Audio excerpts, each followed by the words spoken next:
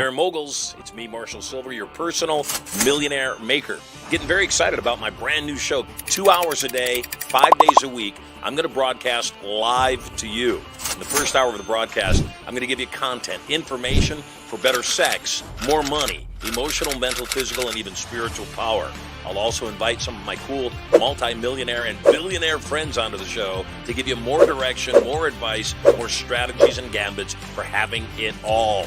The second hour is what I'm most excited about. It's when I get a chance to chat with you. Yes, you. Where you can call in, talk to me, ask me questions. And if you say the secret word of the day, you could win $5,000 cash. At the very least, if you're the most interesting call of the day, you could also win 10 ounces of freshly minted Marshall Silver 999 Fine Silver. All of that and more.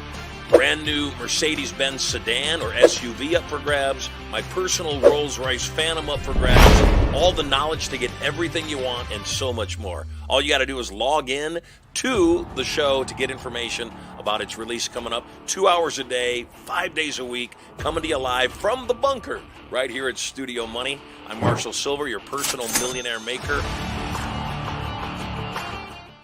Let me bring in our hypnotist, Marshall Silver. It's Marshall Silver, ladies and gentlemen, the world's fastest hypnotist.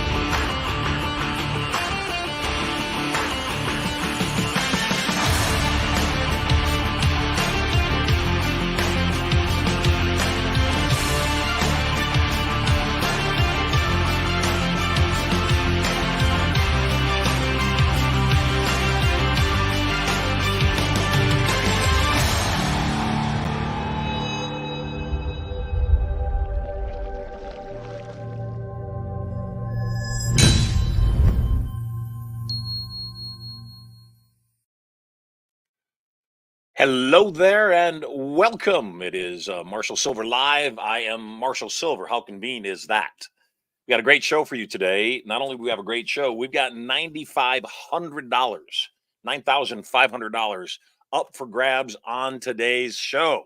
So if you like cash and it's real and you'd like to win some money, by all means, get on the show. Say the secret word. Win today, $9,500. If nobody wins it today, then tomorrow, of course, it goes up to $10,000, rather Monday, $10,000. We had some great guests on our show yesterday.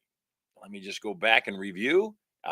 Who was the winner yesterday of our cash?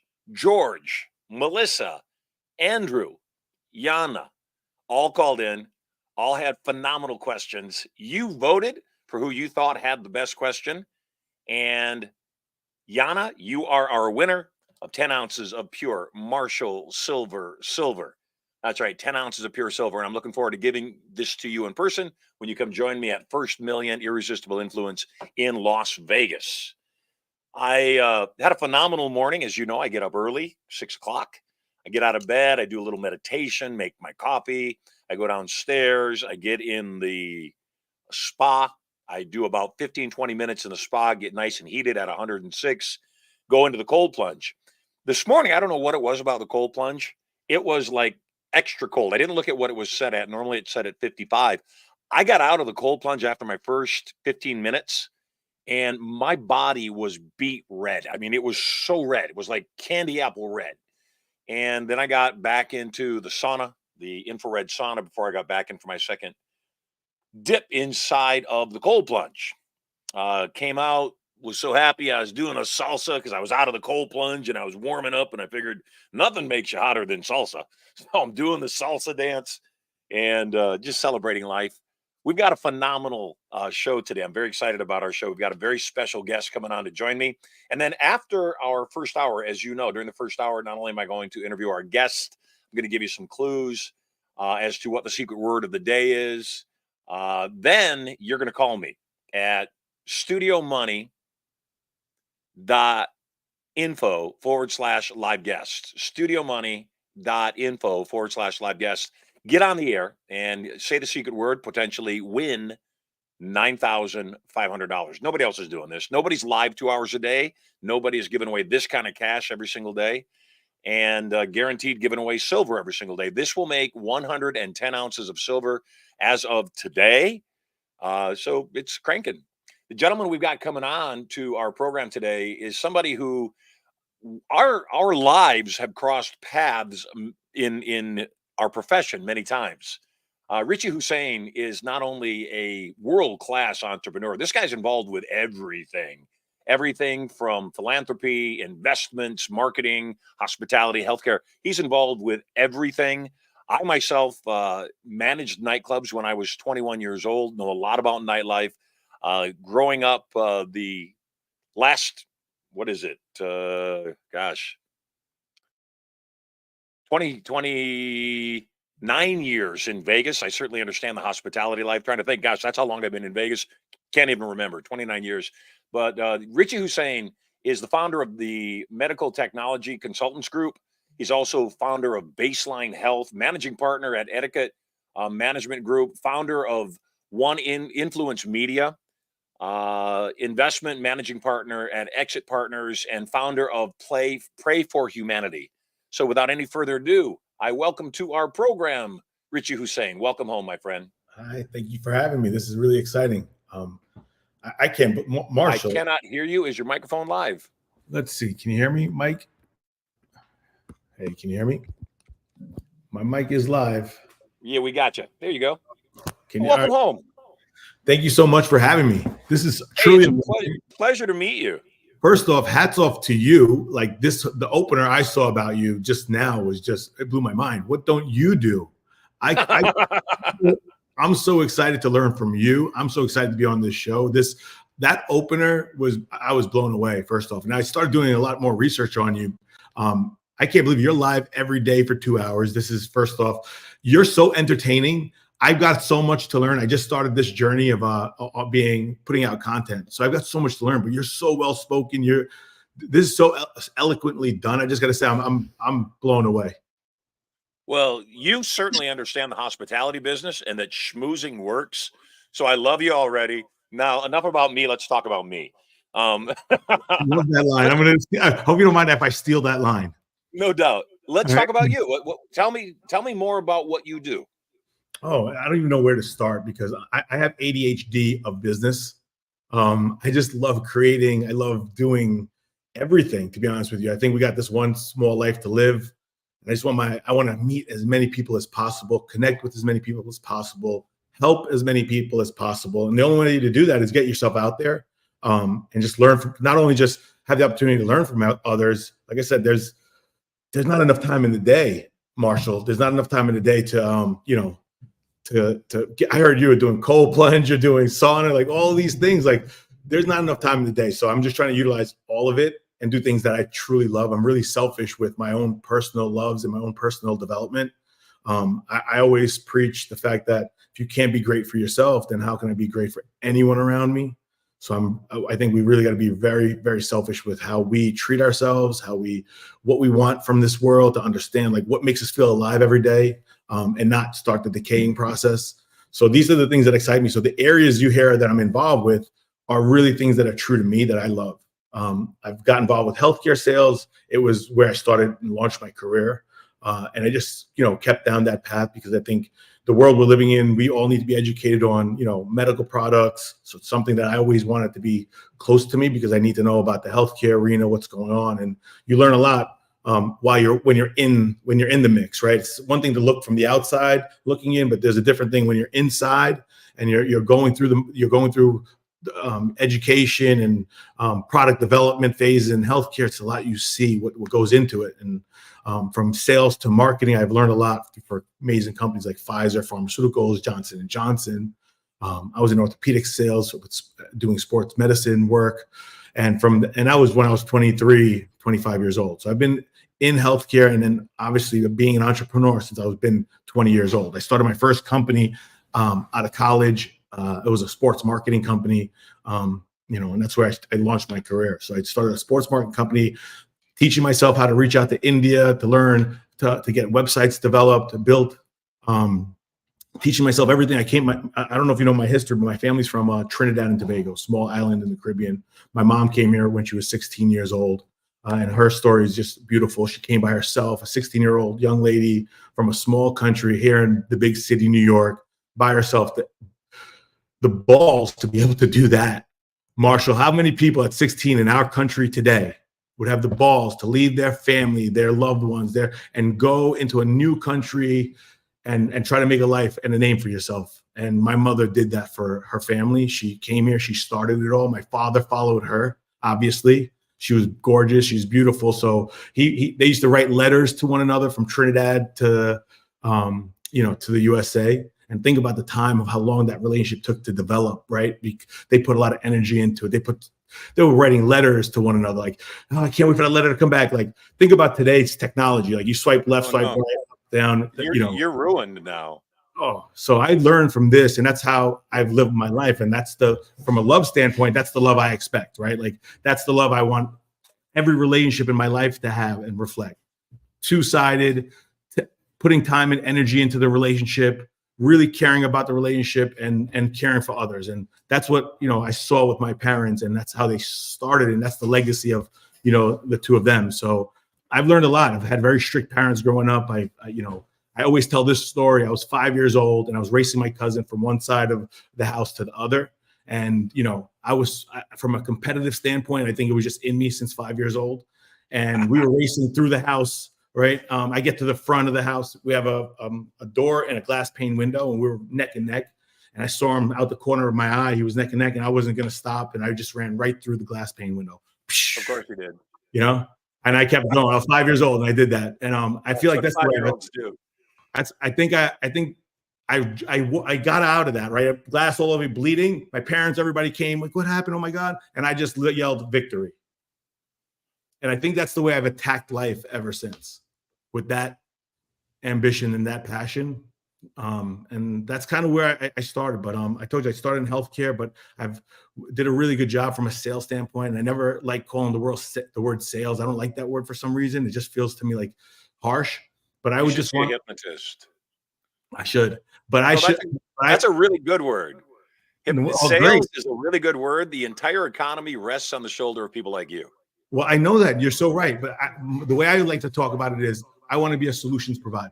And if I provide solutions, the same thing. We're talking about the same thing, but I feel better internally when I provide someone solutions and they came to, the realization that pros outweighed the cons. There was benefit to my relationship with them. When all those things come together, I think that's a beautiful solving problems. And that's all I really want to do in this world. I want to figure out a way to keep solving problems, big problems that's out of my spectrum to solve. We need, even bigger minds, greater minds.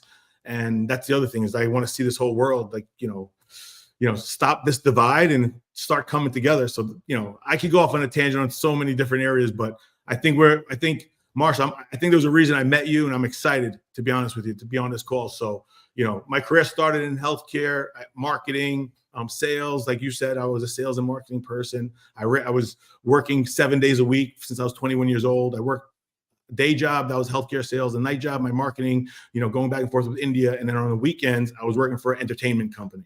And I was doing big parties, big events, bar mitzvahs, sweet 16s, corporate events. And that was how I learned the entertainment business, So working 7 days a week. I got married very young. I had 2 kids. I started when I was 24 years old, and not too many people are doing that anymore, starting that young. Like, people waiting longer now, I see, to get into relationships, and even longer to start having kids. But I got lucky. I had 2 kids real early. I have 2 amazing young men in my life. I got divorced about 12 years ago. So, and then I'm, like I said, like anyone else, just trying to find their way. Well, I want to talk about, you've done so much, and please forgive me for focusing on one thing. I want to talk about your experience inside of the hospitality business. Yeah. Obviously, you were involved with, is it One Oak or 10 Oak? It was One Oak. So you were involved with One Oak. Yes. And obviously we've got a One Oak in Vegas. Go ahead. Yeah. So I was involved with One Oak specifically in the Hamptons, Southampton. Yep. So where are you living now? I'm in New York. So I live in the suburbs in Long Island, in a place called Melville. Lovely. Yeah, I want to talk to you about that, because you had some pretty great success. One of the things you did is you revived the Playboy Club brand. Yes, I did. And set record numbers there. You obviously did a whole bunch with One Oak. Talk to me about the hospitality industry. And I'll tell you why I'm so fascinated by the hospitality industry. My original mentor was a guy named Chuck Martinez, and he was a guy that reinvented Halloween. He was a guy that took Halloween as we used to know it and brought it into the current age that it's in, from the costume store to the end box that's only there for 30 days. He did that. Wow. And you know who Stevie D is? The name sounds very familiar. So Stevie Davidovich out of Las Vegas was one of the people that originated the concept of bottle service, selling a $45 bottle of liquor for $1,500 just so people could have the table that they wanted. He and his crew are the ones that came up with that idea. So they went from, doing normal liquor sales to doing millions of dollars in a night with that simple concept. So brilliant. He revolutionized the whole entire industry forever. Sure did. And then he went on, and when he decided he didn't want to be in the liquor business anymore, I was having lunch with him one day, and I said, "What business will you go into?" He said, "There's only one legal drug business that I can get into that's better than alcohol." And I sat there for a second, and I said, "So you're going into the candy business?" He said, he kind of went blank. He said, "How did you know?" So he's also the founder of the Sugar Factory. Oh my God. Creative genius. Here's a guy who understood that human beings, we consume sugar. We just do. Yes. And, if it's consumed in sugar or whether it's consumed in alcohol, it's still sugar. Yeah, you're So talk to me. How did you take a company in 2019 where you became involved with Playboy long after the brand was already expired, but you went in and did miracles? Tell me what your thought process was in taking a company and increasing its revenue over 1,200%, 12 times over. Wow. It honestly was an honor to do it, right? But it took a lot of hard work, and it took a really good team. And those two things, I think that's what we were willing to do. And I think that's what it was lacking. You need someone to live, breathe, and die it. For any business to be successful, somebody's got to come in there and really live, breathe, and die it. We came on site. I have a beautiful house here in Long Island, but I came on site. I was living in a 10 by 10 apartment, hotel room. And I literally moved into the venue, my partner and I, William Sonnet, and we lived it every single day. So we were willing to put the time and effort in and be creative. And we found a lot of amazing partners. We found people that wanted to support what we've done in the past. They saw what we did in the Hamptons. They saw some of the unique things we did in New York City with a club called Red Rabbit. And we told them the vision and explaining that vision, that we think we can do something really special here. And I thought the Playboy brand was a really special brand. It was at first controversial thinking about going to work for Playboy because I wasn't sure if I wanted my name attached to the brand because it was known for nudity. And I didn't know if it would, I'm in healthcare. I didn't know if I really wanted that attached at first. But then I thought about the success of the brand, the history of the brand, the iconic logo of the brand. And I'm like, wow, this is something I can't say no to. Right. Wow. It's an iconic brand, like you said. And so I decided they launched obviously this Playboy Club. It was the reinvention of the Playboy Club of the old, which is a restaurant and nightclub and lounge. And it was a membership club. So they reinvented it, obviously, in a time when the Me Too era is going on, which probably wasn't great timing for the brand and what they were trying to do. But that's what someone thought was smart to do. The Playboy Club was owned by a few different groups. So I came in as a management team and management company. And listen, they had a passion for the project. They spent a lot of money on the project to get it to where it was, to build it out. This was, some of the nicest build out of a venue in all of New York City. It was gorgeous. They spent top dollar. The team that put it together, the guys did great work. And hats off to the guys at Merchant Hospitality Group. Hats off to Cachet Group. They invested in the right places. They invested into the place, but it was just I think it was maybe overbuilt. They probably overspent, a lot of money. At that time, it probably wasn't what they were thinking. They were like, you know what? The New York City needs high end. They need the best of the best. So they built it that way. But it was just, starting in any company and launching any brand or company in New York City is not easy. So you got to give yourself a long window, especially in hospitality. Hospitality is unforgiving. You don't, everybody think there's huge margins in hospitality. There isn't. That's why your friend invented the bottle service, because there wasn't huge margins, right? And especially in nightlife margins are less than 10% because you're investing heavily in marketing and the people to come to the venue. And there's a lot. So you don't do nightlife to become a billionaire. I think it's not that, but you do nightlife to network and meet the right people so you can create billion-dollar businesses together, maybe outside of nightlife, right? Nightlife's a great, and done properly, nightlife is a great tool to build relationships. And that's how I got into nightlife. I was in health, I was in sales, and I was always entertaining, getting people out, hanging out with them, spending time with them to get to know them. And you needed, unique experiences. And then you need to know who's who, right? You need to go to the door and like, oh, wow, that's Richie Hosein. Come on right in and make me look good, to my clients and my customers. So that's kind of the thought process. So we really reached to New York City's best. And thank God we had a great track record from these places I told you. And we had a track record of paying people on time, just the basics, right? Yeah, sure. But you did more than that. The original Playboy Club in New York closed in '86. Right. And then obviously it rebranded and Playboy went through all sorts of stuff, as it's still going through a lot of stuff right now. So for you to be able to go into a brand, how do I say this, that was dead. The brand was dead. And, they're starting to print Playboy magazine with no nude photos. And I'm going, that's not even your brand anymore. What's the point? National Geographic does better than you at this point. And they didn't. So I want to know, because I know the nightclub business. I managed a club called Confetti back in my early 20s when I was 21. And it was the #1 nightclub brand in the nation at the time. We were the first nightclub down in San Diego to do over $1 million in sales in 1 month. And we thought that was astounding. We thought those were huge numbers. But now, obviously, the clubs in Vegas and I'm sure New York, they're doing millions of dollars in a single night. It's costing them a lot to do that. Yeah, all because of this concept of bottle service. So tell me, good people, having a great attitude, all that's well and good. That doesn't multiply something's revenue 1,200%. You had some creative ideas. What did you do differently to take a dying brand and a barely existing business and make it viable again? There was a lot of things. It was a lot of heavy lifting, and I can't just put one thing on it. But like I said to you, when I walked in in January, the first night that they asked me to, hey, take a look at this place, see if it's something you can do. When I walked in on a Friday night, Marshall, I'm telling you, there was in a venue that could probably hold 800, 900 people. There were 4 people in the place on a Friday night. So I thought this was. I'm like, wait, okay, hold on. Friday night, 8 o'clock. This is what's going on. All right. I'll come back on Saturday. So I came back Saturday to have dinner. It was a little bit busier. It was maybe 20 people in the place.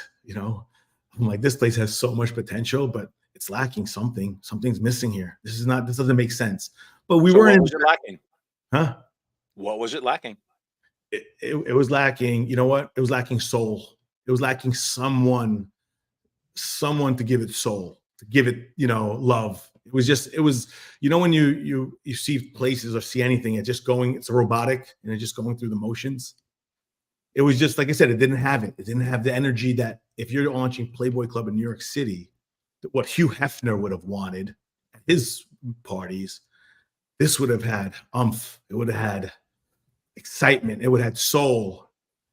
It would have a feeling when you walked in, right? That's what it would have had. So it was lacking that. And how to get there was not easy. To get to that point, they put the place on 42nd and 10th. At that time, so I did my research, my due diligence, and I asked everyone in New York City, all the nightlife guys, hey, should I take this project on? Everyone said no. Everyone said run. It's on 42nd and not between 9th and 10th. Who goes there for nightlife? Who goes there? And it was next to a police station. So on top of opening up a nightlife venue, they opened it up next to a police station in New York City.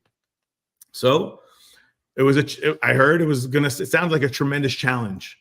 But with that said, if I could do it here in New York City on 42nd and 10th, when everyone said I can't, all the best of the best didn't want to touch it. Tao Group, no one wanted to touch the place. I'm telling you. If I could do it here, then I'm really talented, and my team is really talented. And then that proves to the whole world that, New York City, the hardest marketplace in the world, to become and put a name to that. Wow, let's have some fun, Marshall. Let's do it. So again, I'm going to pound you till you tell me at least something, because I know the business. What did you do differently? It started from A through Z. First, it needed the staff needed to understand there's direction. Okay, and we created direction. We created procedures. We adapted. We listened to the staff. We listened to the teams. We listened to the people, what they wanted, and we adapted extremely quickly. The first day I remember getting there, we rearranged the furniture in the lounge. And I said, this is going to make for a better experience. Right now, it doesn't. It's a coffee room. You want a place that people could feel like they're having a great experience. So we rearranged furniture. It was literally the first thing we did. And that's one thing I thought, I give myself credit for certain things. My partner, Will, he's an operation genius, like meticulous. And that's the part I don't. I'm creative. I'm promotion. I'm marketing. So, and I'm vision. And I could see if I walked in this place, what would make me feel like I could have a lot of fun here. So that was the first thing. Any venue, anything, anyone entrepreneur thinking about a restaurant or a nightclub, you've got to make sure the place is positioned properly, because if people can't move around and move a certain way, it's not going to be a great experience. And there's so many finite details that even you talk about bottle service. How many times you see your bottle service tables like right up against the chair? It's like you don't have even room behind the table to just stand up and move around. Like, I see this all that happen. Basic comic mistake, making sure that I'm so meticulous. Every table was X amount of feet away from the chairs. So if we were doing bottle service, this should be set up just to make sure that the guests could walk back and forth, flow. They'd feel comfortable. They could bring guests to their table. And you pay a couple grand for a table, you expect some room. And then also, I realized also there's a transition from restaurant to nightlife, and we did that really well. So we started Playboy Club. Nobody really knew what it was. They weren't sure if it was a membership club, a strip club, a restaurant. So they had no clue what Playboy Club in New York City. They launched, and they didn't really tell the city what it was. They launched with accolades that were bringing in big time celebrities that they were going to the Playboy Club, but they really didn't explain the story. There was no one person I felt that was out there explaining the story. What is Playboy Club? So we did a small little quick research. We went outside, myself included. The first 30 people that walked by the Playboy Club, we were just asking, hey, what do you think this place is? Guess what they thought it was? They thought it was a strip club. Bam, you said it. Yeah. 30 out of 30 pretty much said it was a strip club. Yeah, absolutely. So and obviously that's what the brand was known for. So, part of the challenge is reinventing a brand that doesn't need to be reinvented. Again, so Playboy goes away. So Hustler, picks up the slack. Playboy goes away, and not in a good example, but Penthouse picks up the slack, or whatever the current brand is. The fact of the matter is, they thought it was a strip club. You knew it was not. What did you do? We made, like I said, it came down to decor. The front of the place, we put a huge on the windows. We installed food and pretty people with food in their hands, because we were first a restaurant. That's the first thing we were. It was majorly a lounge and restaurant. So we put some pictures. The whole windows we completely changed, and we let people from the outside world just presence alone. We made it look a little bit more prettier, non-strip club out on the outside. We put in greenery. We opened up the step and repeat on the front, and we put, like I said, some lighting, and made it look like not a strip club. It made it look more welcoming. So that was just from aesthetics. We made some changes, like I said, to the furniture, to the small things. And when people, even from the front of the house, when you had security at the front, we had a nice red carpet. We made it look welcoming. And the security, I didn't want them to think it was a strip club. And, the first thing we asked security to say at the door is, welcome to Playboy Club, the restaurant at Playboy Club. And they would say, hey, welcome to the restaurant at Playboy Club. And we even changed the name on Open Table from the Playboy Club to the restaurant at the Playboy Club.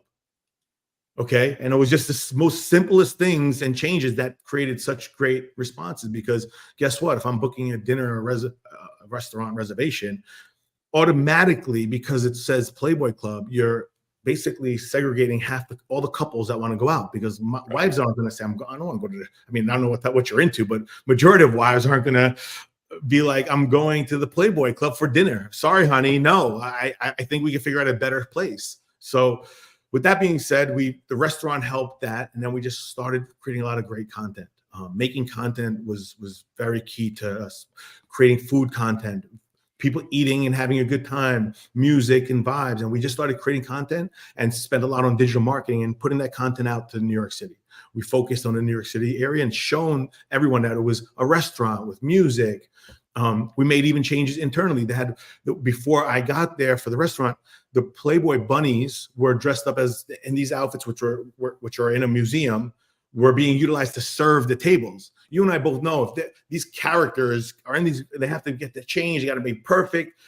They're not going to give good service. They just didn't have it. Everybody's asking them to take pictures. Be around. They want to see them. So they wouldn't be able to deliver good service. But whoever's idea of this was the Playboy buddies were supposed to serve the tables, get the orders, and these young ladies that prior to me getting there, that they got to come in and be Playboy bunnies, were never trained at service. They didn't know. Now you're trying to. They were hired because they look good. They're getting models and trying to teach them on the fly how to serve tables. Like, I don't know whose idea this was before me, but it didn't sound right. So right off the way, we decided. Hugh Hefner is the answer to that question, by the way. Well, listen, Hugh. Got to remember, Hugh trained his people though. Like, these girls were trained. They had to have had service experience. I'm assuming, Hugh is more mindful of it. I mean, the idea of it makes sense, but regardless, we had to turn around fast. This is a dying ship. Their payroll was at 400%, 400% over. We had to move quick. I didn't have time, so we were just moving on the fly. So we decided to bring in real servers because actually the chef we had, Tabitha Ye, was unbelievable. She created an unbelievable menu. Like, I was honestly to this day one of the best steaks I've ever eaten, and at the Playboy Club, it was unbelievable. Now you're making me hungry, dude. People didn't see because nobody was coming in there. So, and when they did come in, they got horrible service, so they never come back. So we got real servers. We got busters in there to make sure. I was such a stickler, like little things like someone pouring sparkling water into my water cup. You know what I'm saying? Like, how many times that happened to me? And so we were so sticky. Like, you had a water cup, and this is what a water cup looked like, and a rocks glass that looked a little bit different. So the busboys would just know. I will never make that mistake. And I made sure that nobody's water ever got down half full. We had 2 busters just assigned for serving water. That's it. Making sure water and club sodas are filled. You can lift. If it went down a little bit, they're on top of your table. But we also told the busters and the staff, this is how we want to be. We're not overworking you. You do this, and it's going to lead to better tips for you. You're going to make more money. We give this level of service. So we explained the culture to the team. We brought in real servers that knew how to serve. But New York City got wind of this, and they thought we were like demoting the Playboy bunnies. And we weren't trying to demote them because they weren't off the schedule. They were just going to be using a different role. They would be going to mingle. They are the attraction. Go to the tables, take pictures, make a relationship, ask them to come back. Get them to, hopefully maybe they'll spend a couple more bucks. Maybe they want to, buy champagne or, offer the amazing amenities. Take them for a tour of the downstairs, the rabbit hole where we do our membership.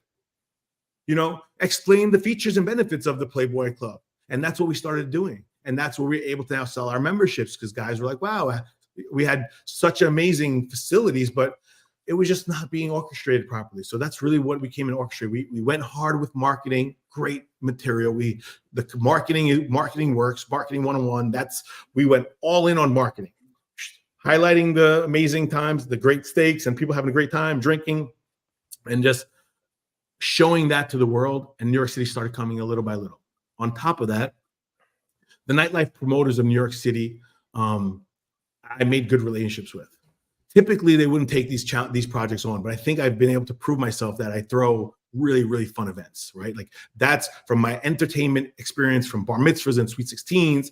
I was able to learn a lot about throwing an event. And my family is from the Caribbean, and the Caribbean, Trinidad and Tobago, is known for Carnival. And if you ever seen a Carnival, what that looks like, it's an experience. People in big outfits, confetti. Yep. That's what you think about when you think about Carnival, dancing. And these are the experiences that I personally grew up in. My parents were doing little carnivals at the house every weekend with their family and friends. So this is the life and the world I just was experienced to. And then I enhanced it by working with some amazing entertainment companies and doing some big events as a 21-year-old. I did everything from carrying in the boxes and setting up the stands and the speakers and the DJ booths to being an entertainer and dancing and being an MC with these. I did everything in the entertainment. I came up from literally ground floor and did everything my way up. And then that's including everything, I've ever done. My parents, I was first generation here. So, you talked about something, and what you're talking about right now is an adage that I wholeheartedly believe in. Donald Trump said, if you build the best property using the best materials on the best location, there's always a product. There's always, a market for the very best. And then the other side is that people will always pay more for a better experience. That all things being equal, we just want a better experience. We want to feel better.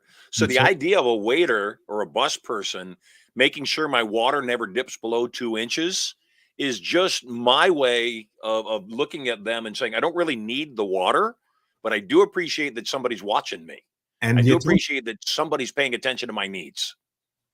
And it starts there. And imagine now, think about how detailed that was.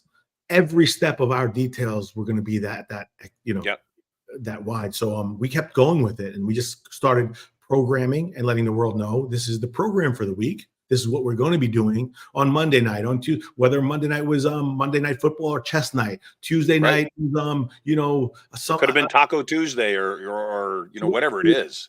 Thursday night we invented steak night, and steak night was a one of the best steaks for family style. We would make, if you're 2, 4, 6. So for businessmen in New York City that want to go out, it was inexpensive. We were charging $50 per person for steak night, and you're getting porterhouses and 2 or 3 different types of steaks. And it was we invented this. It wasn't about the food, because guess what? Once they started eating, they started buying the nice expensive wines and buying the drinks and champagne. So we just got them to come in. We broke even on the food. But guess what? If somebody on the upstairs is looking at this, like, yeah, you guys aren't making money on food. You don't know what you're doing.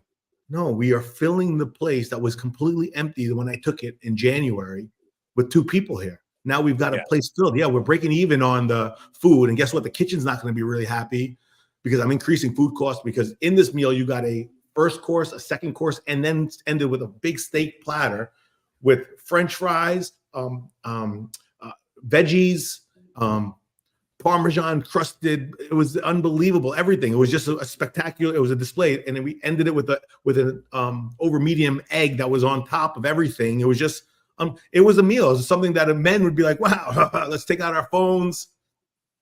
I never should have had you on the show. Oh no, I'm saying we're getting hungry too. We're gonna have to go out. No, definitely, dude. I fast until after my show, I come into my show hungry. And I've not had a guest on the show yet that was talking as much about food as you are. So I'm going to have a great Mexican meal right after I'm done here. And, I was thinking about that. There's a guy, what's his name? He goes, is it Salt Bay? Yeah, Salt Bay. That guy? Oh, yeah. Legendary. It is legendary. And it's such a stupid thing that it's legendary, because it's stupid. And if you really think about it, you don't really want your food dragging across his sweaty forearm. Well, no, you don't want that. That's gross. Absolutely not. I agree. But the thing is, it's the same as the guy coming to the table in the Mexican restaurant. Would you like salsa and chips? Yeah. But then they come and they make a big presentation about anything they do. And I think that's where everything's moving inside of hospitality, particularly restaurants. They're all moving to presentation. They're all moving. Go ahead. No, I'm sorry. I've been cutting you off, and I apologize. I got to get better at that. But you're saying something, you're hitting everything on the head, Marshall. This is like, I told you, like, you're nailing every point that I've been trying to tell this hospitality world they need to do. The world is all about social media now. You can't go left.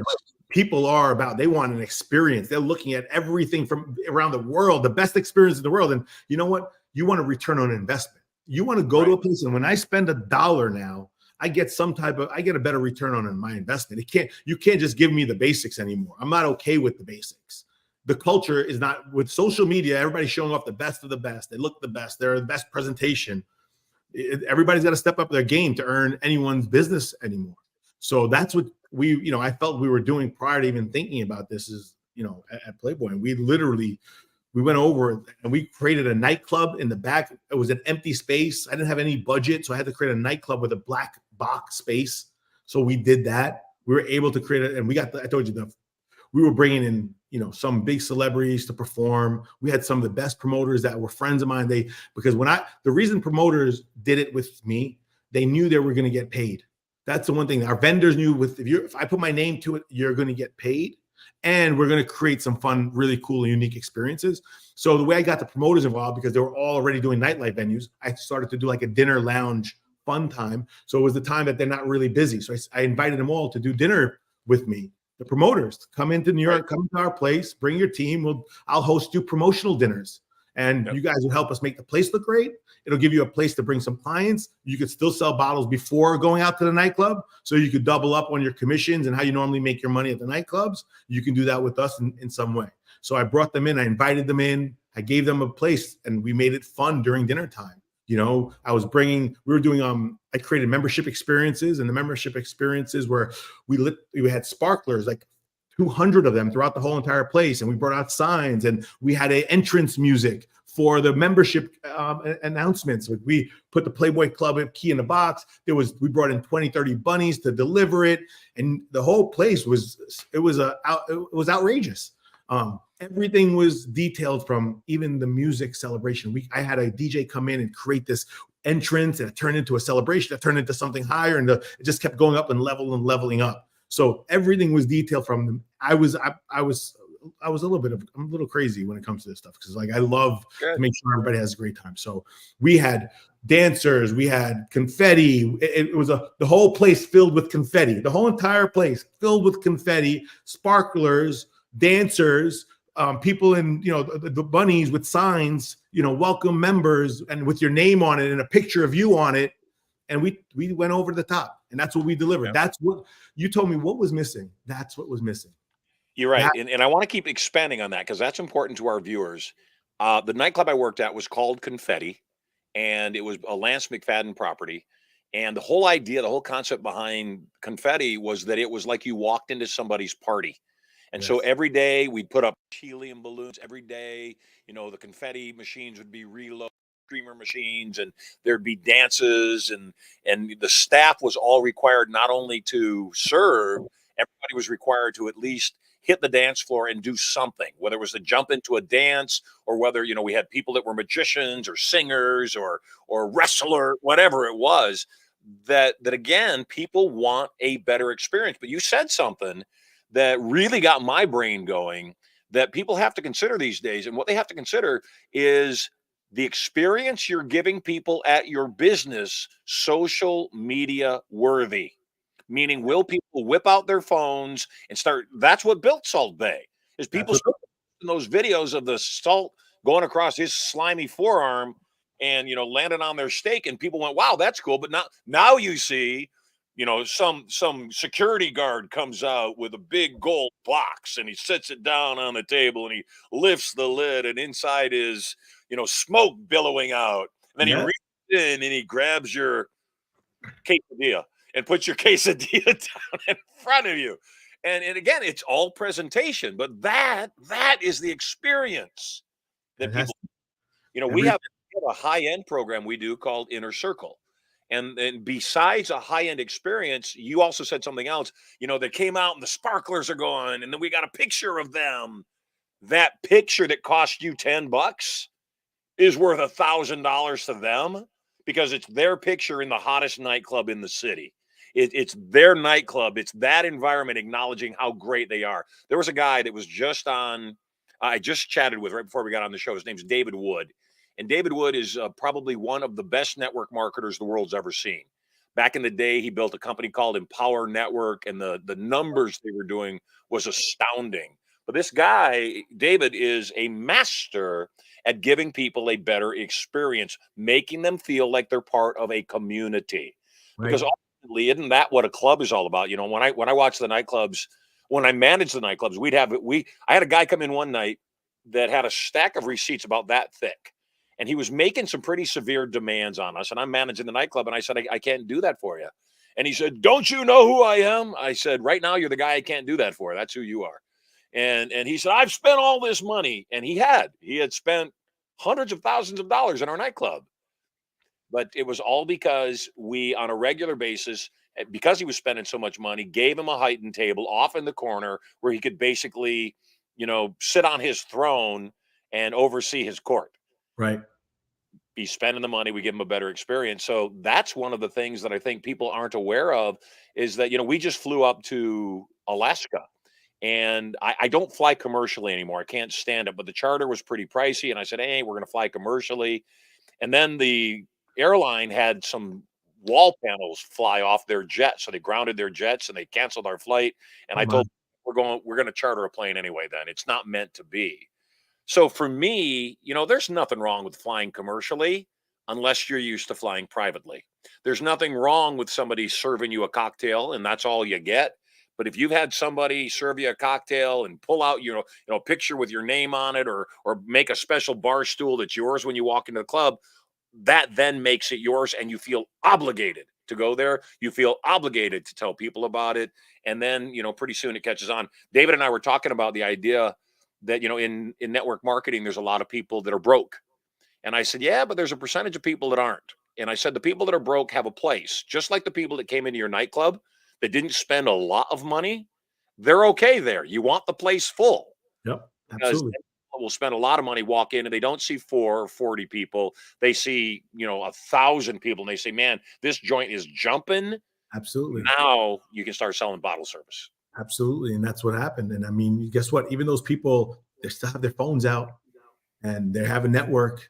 And if they didn't give me $1 today, they may give us $10 tomorrow. Those same Or people, their rich friend may come in next week. man, they'll tell their another rich friend, and there's multiples of this, and that's how you got to think. So you're right. So I think making the place social media worthy was very, very important to us, because you see what Gary Vee has done, right? This man is what a genius in his own right, and he speaks about so many amazing things in his way, but he was so intelligent to say, you know what, a couple years before everybody else thought of it, let me just flood the internet with my content.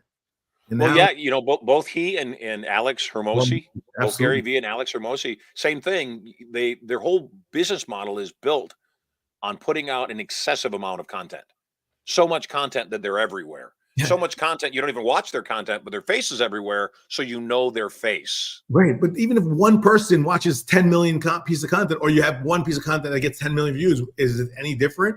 It's, No, you know it's what, but you said it, they're plastered everywhere. Their faces everywhere. Even if you're scrolling down, the Finder or the Explore page, they're just everywhere in there. Even if you don't click on it, you're like, oh, that you know who they are. So they did, like I said, that part of personal branding was just done so well. And that's what I've tried to mimic. Listen, I'm smart, I think, but I'm trying to follow people who have done it better than I, so I get there faster. And I have no ego. I want to learn from everybody. And Marshall, I'm excited, even you, because I think I'm going to be able to learn so much from you. So I'm super excited to figure out a way, to connect with you even more, because I'm looking, you've got some like these places you're mentioning. I wish I knew of. I did this on my own. This came from this. I wish I would have had, hey, we did it this way. We did, like, I didn't at that point, couldn't afford or have the time to even look left and right. So I had to, but do what I knew. And it's from the places that I was able to go. And the places that I loved experiencing, whether I was in Saint-Tropez, whether I was in Mexico, whether I was in the Caribbean, the hospitality we were given. And that's all we tried to do, is all of those pieces, give great hospitality. When people came into our doors, we welcomed them. It was not no big bouncer, tough guy act. We didn't want any bouncer anyone to ever feel there was a bouncer. It was an opportunity when our bouncers, they were protection angels. That's what we wanted them to feel like. You're here to protect them from outsiders, anything happening to our guests. These are your guests, and your duty is not to, if either anyone has an altercation, you're here to protect everyone, not to throw anyone outside and put them on their ass and be mean. Yeah. If someone was having a bad night, help them out, get them out safely, and explain to them properly that, guess what, tonight's not the night. You're a little bit over intoxicated, or you know what, I don't like seeing you like this. Come back next week. I got you. Two people fighting, the arguments happen. You got to be a peacemaker. In this day and age, you're rallying everybody up. You put people over your back. Like, this is not the experience that, there's ways to solve some of these things. And we just wanted everyone from our security team to our hosts to the bussers to be excited. No one was allowed to walk by you without you saying, hi, welcome to the Playboy Club, or when you left to say, good night, get home safely. That was our staff, the little training in that. Hey, someone's walking by you and they make eye contact. How you doing? Welcome to the Playboy Club. We kept saying it. We kept letting people know about the Playboy Club, and they heard it. And it wasn't so cliche anymore, because once you experience, it's not a strip club. Once you go to it's not a strip club. Oh, you don't have these bunnies, no, it's classy. It's well done. It's really classy done. How they do the bunnies. The bunnies are there as part of this movement in this global Ambiance. Yeah, the ambiance. And listen, in the Me Too movement time, it was very scary. People they were on us for every little thing, every move we made. They were on us. Yeah, they were on us. The alcohol. What is it?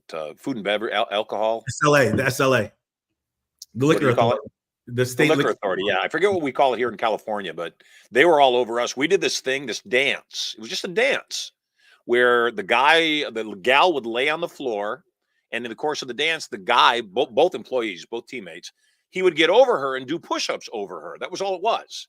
Yes, it simulates sex, but I mean, it's not horrible. It's adult. It's an adult club, for God's sake.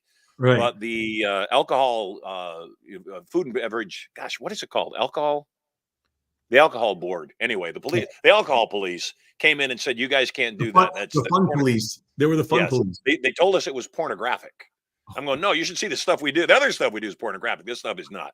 But it's so many things that you got to think about going into that.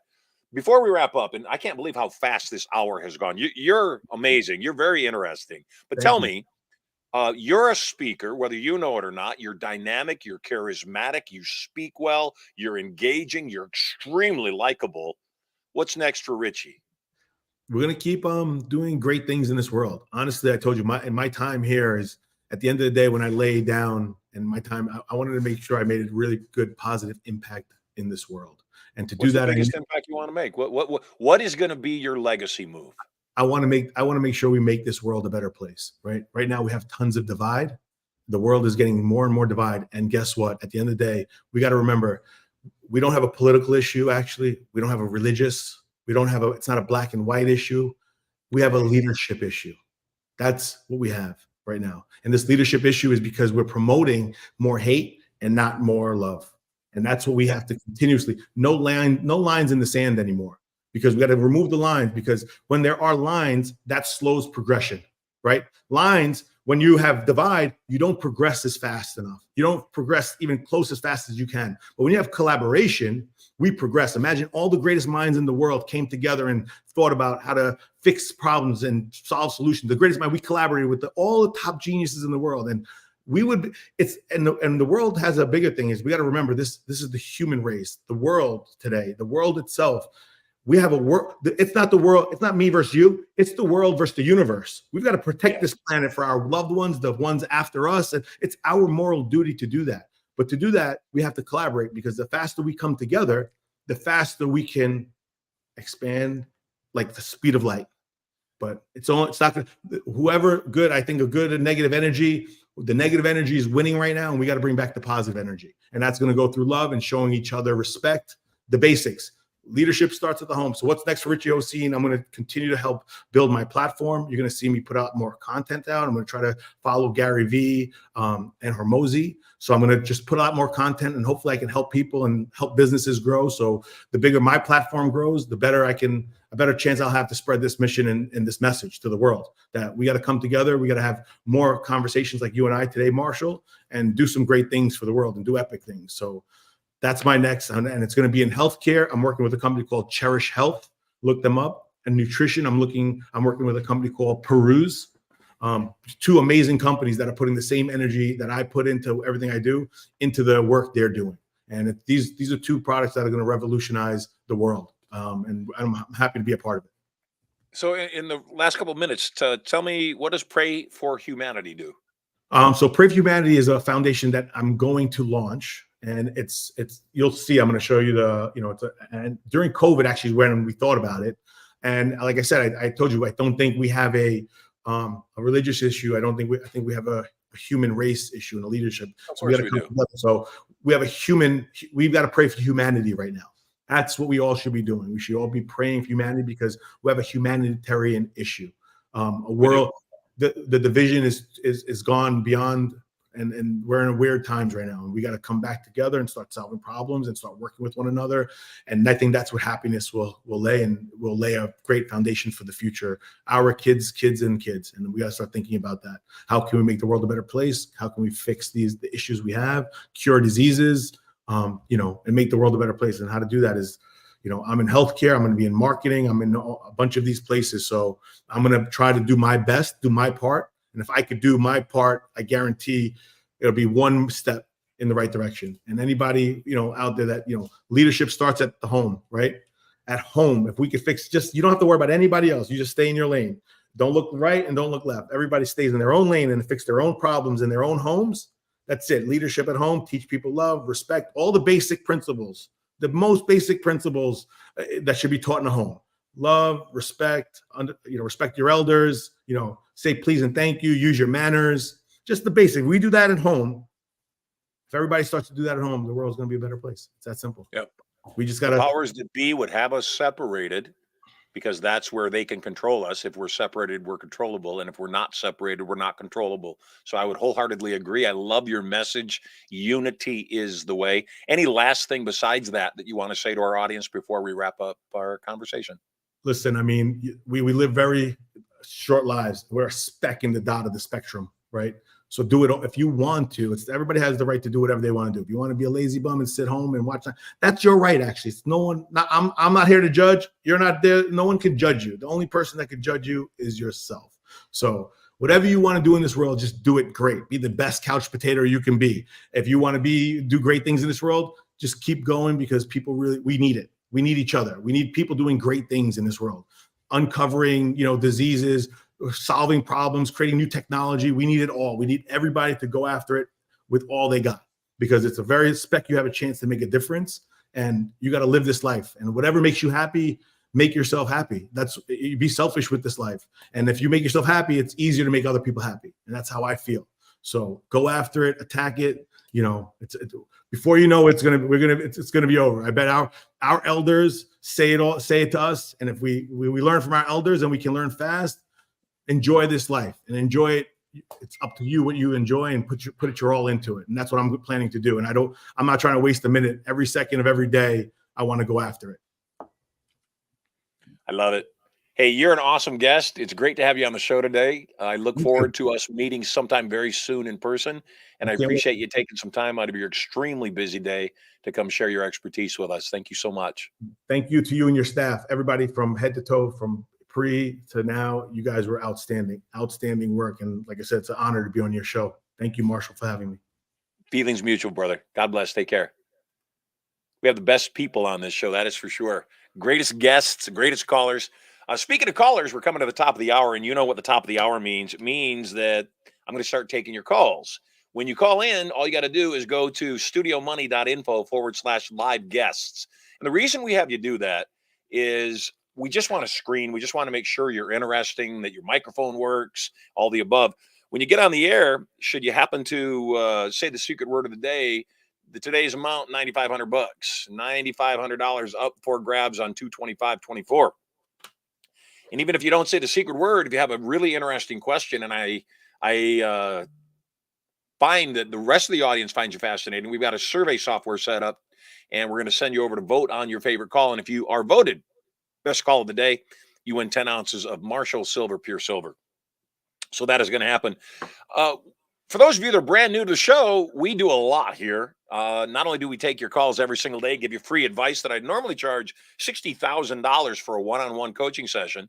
You get it free every single day. And my desire is that this show would be something that we don't make any money on the show, by the way. We're losing a boatload of money. And when I give away however much we end up giving away, whether it's $9,500 today or $20,000 in a couple of weeks, whatever it is, we lose money on the show. And the reason that I'm okay with that is I know the show's already making a difference.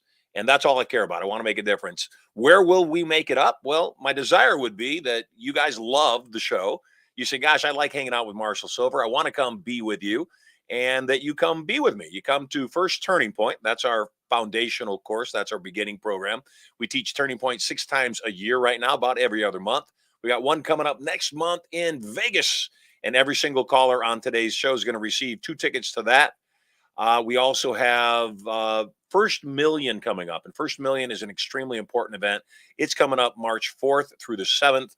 First Million Irresistible Influence is going to show you how to make this your first million or your best millions year. So, because I'm going to give Turning Point tickets away for free, I'm going to show you a video about what that is so you know what you're winning and so you know what the First Million event is all about. I'm going to show you a video about that. Then we're going to enter the vault. And once inside the vault, I am free to talk freely.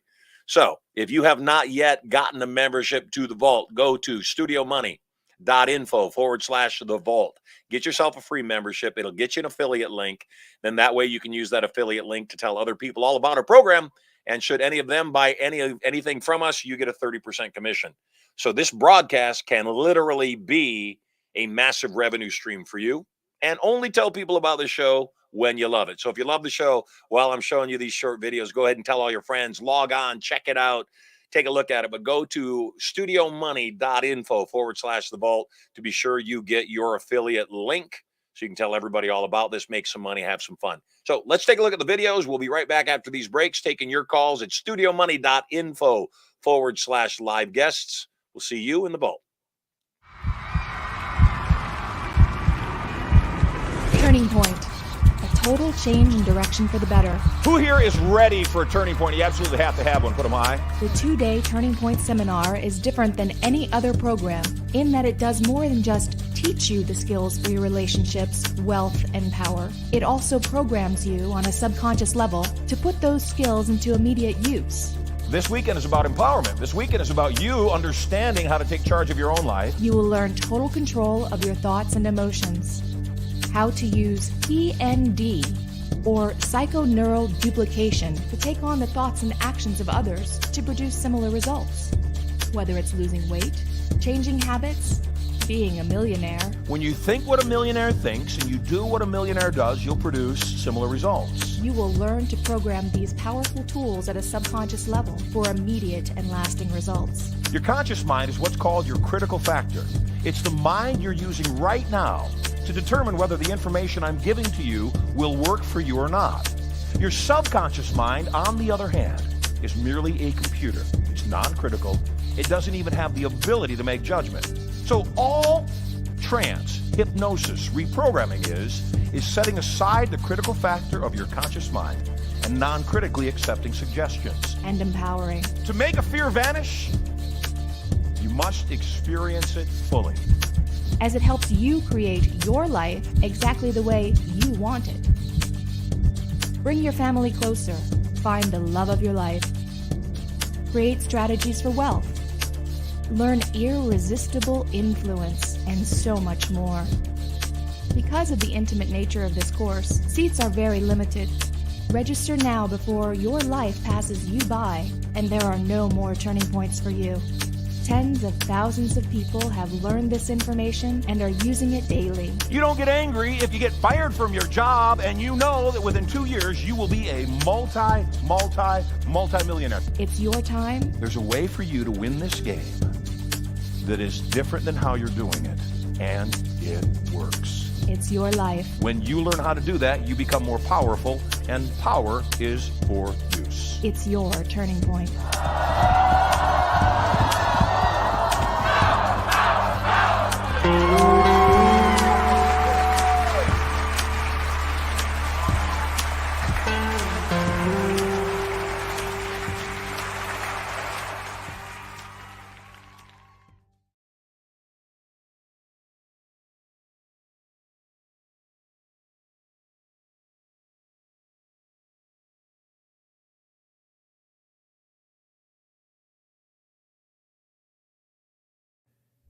Isn't it time for your first million? Wouldn't it be wonderful to be able to do what you love and learn how to monetize that on a 7-figure level? Do you want to know exactly what you need to do and what not to do to have your biggest year ever? If not now, when? First Million.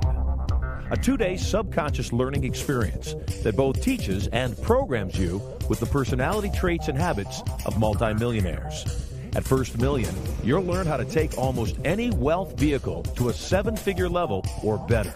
You'll learn how to stop using vehicles that don't work, are too difficult, or simply unsuited for you.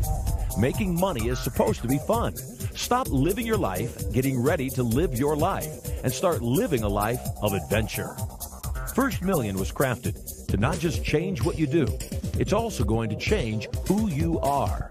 Instead of trying to become a millionaire, you'll learn that you're already a millionaire, even if the money has not yet been deposited in your bank account. Beyond mindsets, you'll learn the actual personality traits of multimillionaires, so you'll naturally do what millionaires do to produce a similar result. One of the key personality traits of a millionaire is charisma. Imagine being able to walk into a room and without speaking a word, have the entire room drawn to you. Imagine others hanging on your every word, wanting to be near you, to be in business with you, and hungry to buy whatever you're selling. First Million will teach you how to use the charisma that politicians, entertainers, CEOs, and celebrities use to move nations and make millions. You'll also learn how to get more done in less time. You'll learn priority management and what the highest and best use of your time is. You'll learn laser-like focus upon IGAs, or income-generating activities, and you'll learn to let go of anything below your pay grade. What if you had more customers than you ever imagined? What if they came right to you and fought to buy from you? At First Million, you'll learn attraction marketing and strategies to get others to pay you for your marketing and advertising before they even purchase your offer. When you attend Your First Million, you'll begin to see an overwhelming amount of amazing opportunities all around you. You'll look through the matrix and easily identify target-rich environments. You'll learn dovetailing and stacking strategies to acquire more customers and do more business with the customers you already have. Unless something is sold, no money is made. Whether you're a sales pro, a novice, or even scared to death of selling something, Your First Million is going to have you fall in love with influence and enjoy it as the game that it is. When you believe in what you're selling, you're obligated to sell it. You'll learn exact language patterns of influence and persuasion. You'll learn how to get others to ask you for what you're selling and have them believe it was their idea. You'll become dynamically able to use arcing statements, direct links, embedded commands, and so much more. An entire tool belt of selling gambits will be yours after you get to Your First Million. As a First Million alumni, you will be clear on what you need to do to GTFM, or get the freaking money. You deserve great wealth, and Your First Million will help to raise your self-esteem around the topic of money. The amount of money you make will always be determined by your own self-image. You'll learn what billion-dollar corporations already know about outsourcing, how to get anything below your pay grade done for pennies on the dollar. Your First Million will give you the groundwork to understand presentation skills and the highest paid profession on the planet, public speaking. When you graduate from Your First Million, you'll be able to create presentations that inspire with confidence and power. If all that weren't enough, there's so much more. Making Your First Million is almost certainly going to require that you manage at least a small team. You'll walk out of the course with the knowledge of how to lead teams and synergistically get more done in less time. Technology has made our lives so much easier as we've learned how to harness it. The First Million course will teach you what is up to date and available in technology so that you can use that cutting-edge technology to get more done and have more fun. You'll also learn how to harness the power of the internet for massive passive profits. Every time you attend Your First Million, you'll learn new technology and internet marketing strategies, as these two portions of the class change every time you attend. It's like getting a brand new seminar each time you come. If you're a representative, you may attend Your First Million as often as you like, totally free, with your enrollment in the First Million course. If you're not yet a rep, or if you have not yet invested in Your First Million, enroll now. Everything begins in thought, and you know what you want to say. Go ahead, say it now. Say it out loud. I'm ready for my first million.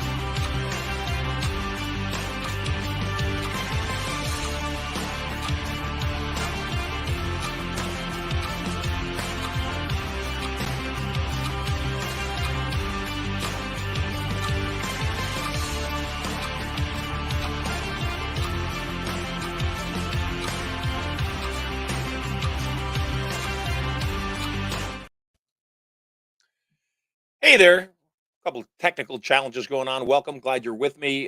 This part of the show, we will start taking your calls here in the studio, and you could potentially win $9,500 cash if you say the secret word of the day, or 10 ounces of pure Marshall silver. So you are loved. You are live. Tim Sala, you are on the air with me now. Welcome home. How are you, Marshall? I'm always awesome, friend. Where are you calling from? I am calling from Michigan. I saw your area code, so I figured as much. What Yes. city? I actually used to live in California when I was in the Marines. I was in Camp Pendleton, right by Carlsbad. Hey, thank you so much for your service, brother. Thank you. But now, what city in Michigan? I'm in Dearborn. Oh, lovely. Yeah. Greenfield Village, Henry Yes, Ford Museum. absolutely. I tell all of my students, one time in your life, you have to go to the Henry Ford Museum and Greenfield Village, because it is the epitome of what an entrepreneur's life can be.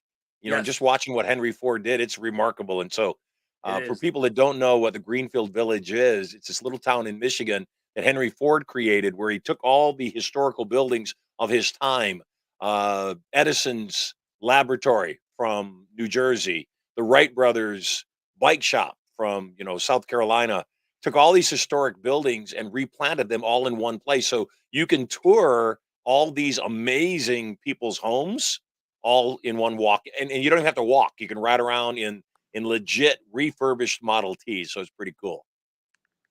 Yes. So you were in the service. What do you do now? Right now, I do sales. I work for a gym, actually, is based out of California. And I'm a disabled veteran, so I work part-time and I'm in school. And I coach jujitsu and teach salsa dancing on the side. I'm trying to work in getting it, on course. I just do it on the side, trying to get my own studio going. I love it. I was talking about salsa already today because I'm Yes, hungry. I know.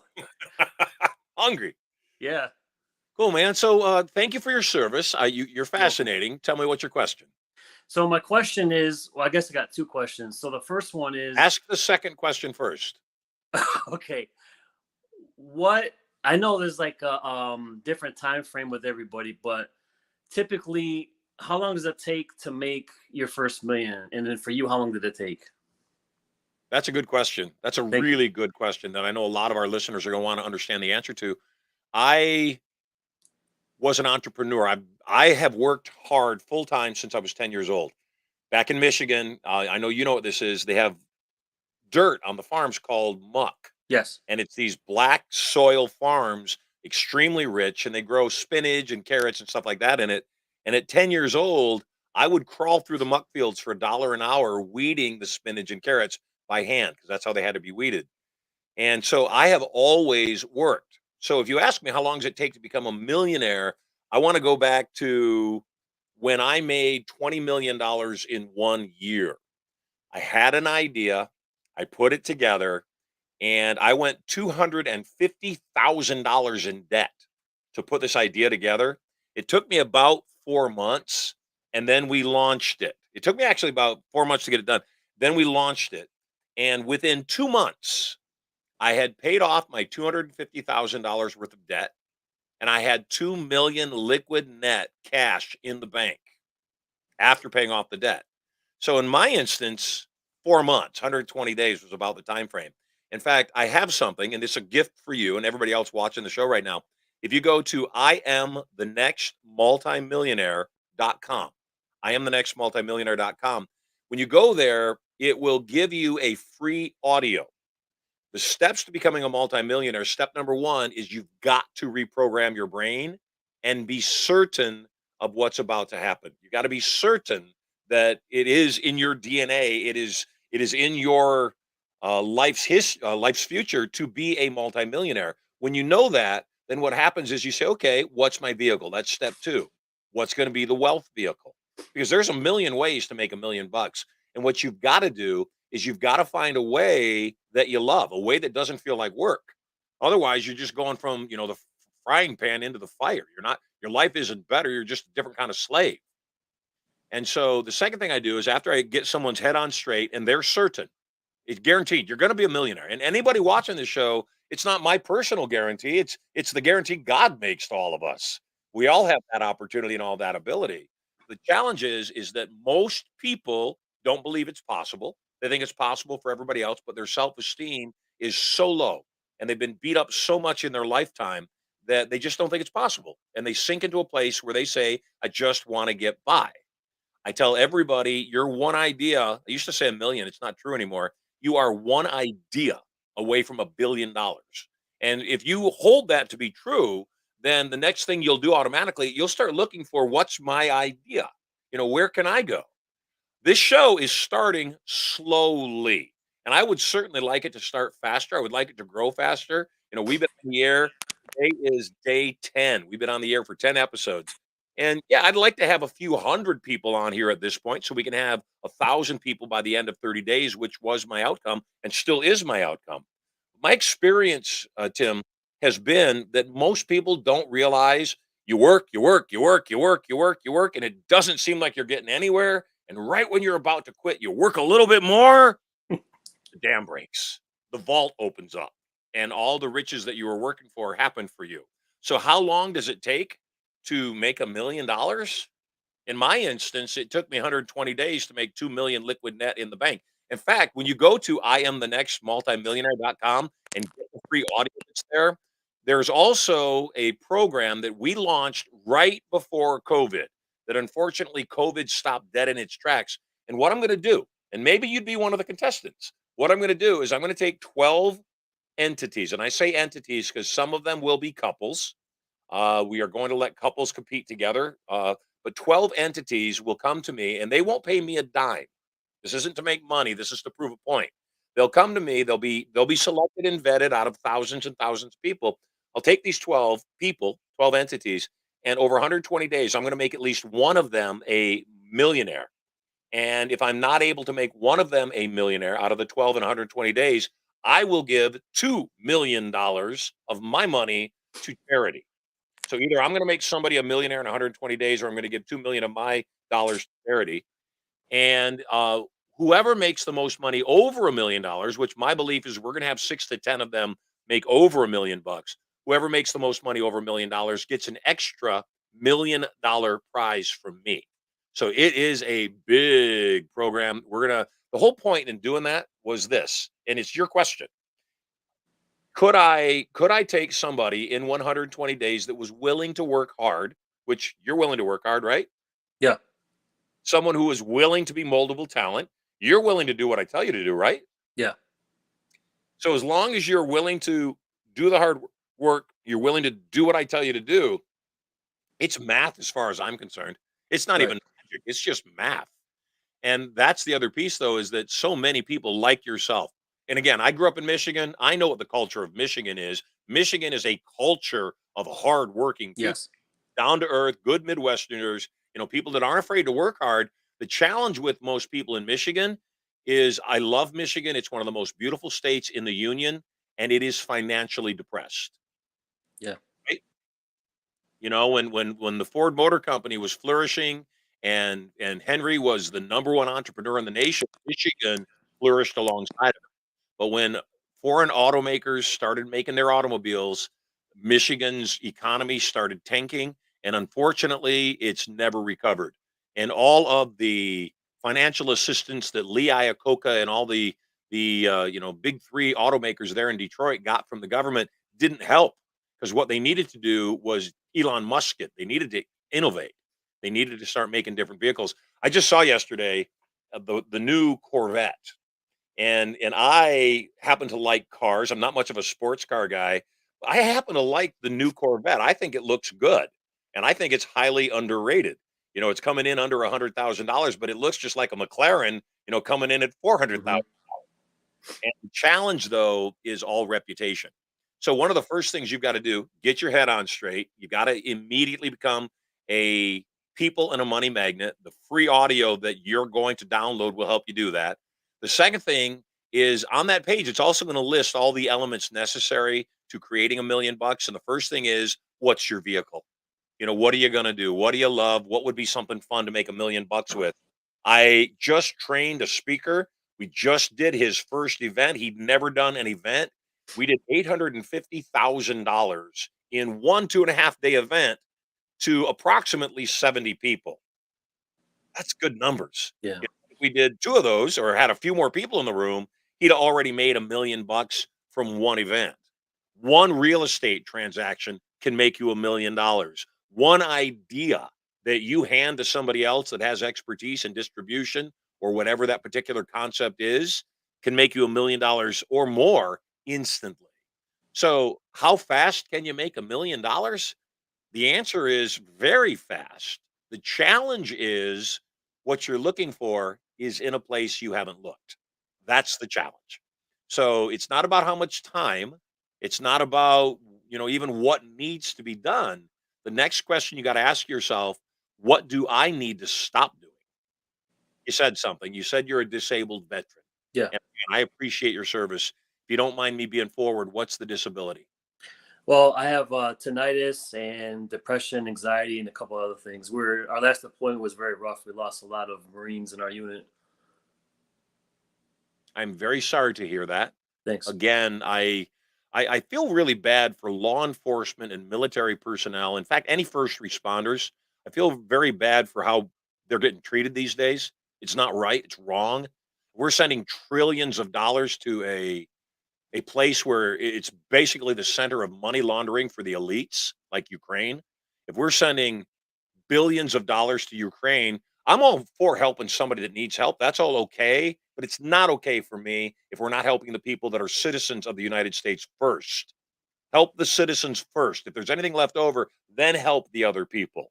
Shore up the border. We got soldiers dying all around the world protecting America. You got to be kidding me. Protect the border first, because you're letting the terrorists right in the southern border. Secondly, take that money and help out our vets, help out our police officers, because that is going to be what gets this country great again. You're in a nightmare there. I don't know how you feel about your governor, but apparently the same way I do. She's a nightmare. She should be in jail. The woman is a criminal on every level. And, so one of the things that I also teach people on their path to becoming a millionaire is don't get angry at the game. So what I was going to say about your disability, thank you for serving our country. Sorry about your injuries. Nothing I can do about it other than assist you in dealing with what you're dealing with right now. And the way you're going to deal with this, Tim, is you're going to get to a point listening to this show, using my audio programs, getting to Turning Point as my guest, no cost, no obligation to buy anything. All I want you to do, get there. Are you married? Divorced. Get there, bring a buddy, bring one of your soldier, one of your Marine friends, come together. And I want you guys there because it's going to go a long way with helping you keep your head on straight. It's going to go a long way with assisting you and showing you, what's going on in your head isn't necessarily the truth. It's just your truth for now. Right. I have a lot of friends back in Michigan still, and I still have a sister that lives back there, and I love them dearly. I also know that a lot of my friends, maybe for a quick vacation here and there, but most of them will never move more than 50 miles from where they were born. Hmm. And I know you know what I'm talking about. Where were Yes. you born? I was originally born in Massachusetts. I moved to Michigan a long time ago. Well, very cool. Yeah. What are you currently doing to make money? I'm in sales, What do you sell? gym memberships. Ah, I love it. Good Yep. stuff. Yeah. Fantastic. Yeah. So I'm also going to include, I'm going to give you access to a program called Irresistible Influence Audio, home Okay. study program. I'm going to give that to you as a gift, my way of saying thank you for serving our country. Thank you. I appreciate you being a part of my world. Uh, Irresistible Influence, the program that I wrote, the audio program, is the most powerful series created for sales ever created. And one of the things I like about gym memberships is gym memberships are selling air, as you know. Yeah. Gym memberships are selling something that requires the person buying it to actually do something, and 95% of the population does nothing. And Hmm. so, the gym memberships you sell, you know this, 90% of the people that you sell a membership to aren't going to be there after the first month. Although Hmm. they're not going to cancel their gym membership, they're going to keep it because Yep. their intention is they're going to come back. Right. So one of the things that I would point out to you is good. Yes, sales are the foundation of every great entrepreneur. Anybody that's ever built any kind of massive company was probably a really great salesperson too. You take a look at Steve Jobs, he wasn't really a computer expert. He was an expert at motivating his teams to, create his vision. Elon Musk, same thing. He's not particularly talented. He is a phenomenal salesperson. He is the authority. When he speaks, people listen. And he doesn't really give a damn about the money, which is one of the other qualities that millionaires and billionaires hold is while we certainly like money and we enjoy the lifestyle it gives us, we don't do anything just for the money. That TV show, I Am the Next Multimillionaire, the first season, I'm probably going to lose. Well, I'm going to lose at least $1 million. My prayer is that that's all I'm going to have to give up is the $1 million. But to produce it, it's going to cost me hundreds of thousands of dollars to produce it as well. And no assurance that we'll make any money. But here's what I believe there was a TV show, and it's called Undercover Billionaire. Did you see it? Yes, with Grant Cardone. He was one Yeah. of those ones I saw. Yeah, good. So I watched that TV show right before I went in for open heart surgery. And I wasn't impressed. And I'll tell you why I wasn't impressed. Grant Cardone is impressive. This is an impressive guy. He's already Yeah. done phenomenal things. He was a bit of a baby on that TV show. No, he wasn't a bit of a baby. He was a total baby on the show. And then there was two other women who had also made hundreds of millions of dollars themselves. And the show was about them creating a $1 million business inside of 90 days with nothing. Blank cell phone, no contacts, $100 cash dropped in some random city somewhere. The thing I wasn't impressed with is that they made $1 million in 90 days. I said, impress me. Take a common person, take some ordinary man who served our country from Michigan, Yes. and within 120 days make him a millionaire. Because here's what's going to happen: every other person that watches Tim become a millionaire in 120 days that can relate to you. Maybe they served, maybe they came out of the, service damaged, physically harmed. Yeah. Maybe they just came out messed up in their head, as a lot of people do. Maybe they're hard working older couple who got their first Social Security check and realize they're not even going to get back what they put in, let alone enough to survive on. Or maybe they're the young 23-year-old college graduate who's got $250,000 worth of student debt and a degree that's absolutely useless. And they say, oh, okay, now what? One season of this show that takes ordinary people and in 4 months makes them millionaires, everybody's paradigm shifts. Hmm. Everybody says, oh, it's not difficult, it's different. I need to stop relying on my college degree. I need to stop relying on, job advancement. I need to be an entrepreneur. I need to have my own business, call my own shots, take my own risks. That is going to be the thing that makes me a multimillionaire. So let me ask you a question. You asked me a pretty direct question, and I answered it. Okay. I actually didn't answer it at all. I said, I have no idea how long it takes anybody to be a millionaire. I know Right. what it took me. What do you love doing? You know what? To be honest with you, I love speaking. I don't know if you heard of Eric Thomas. He's from Detroit. He's one of the Black best. guy. Yeah.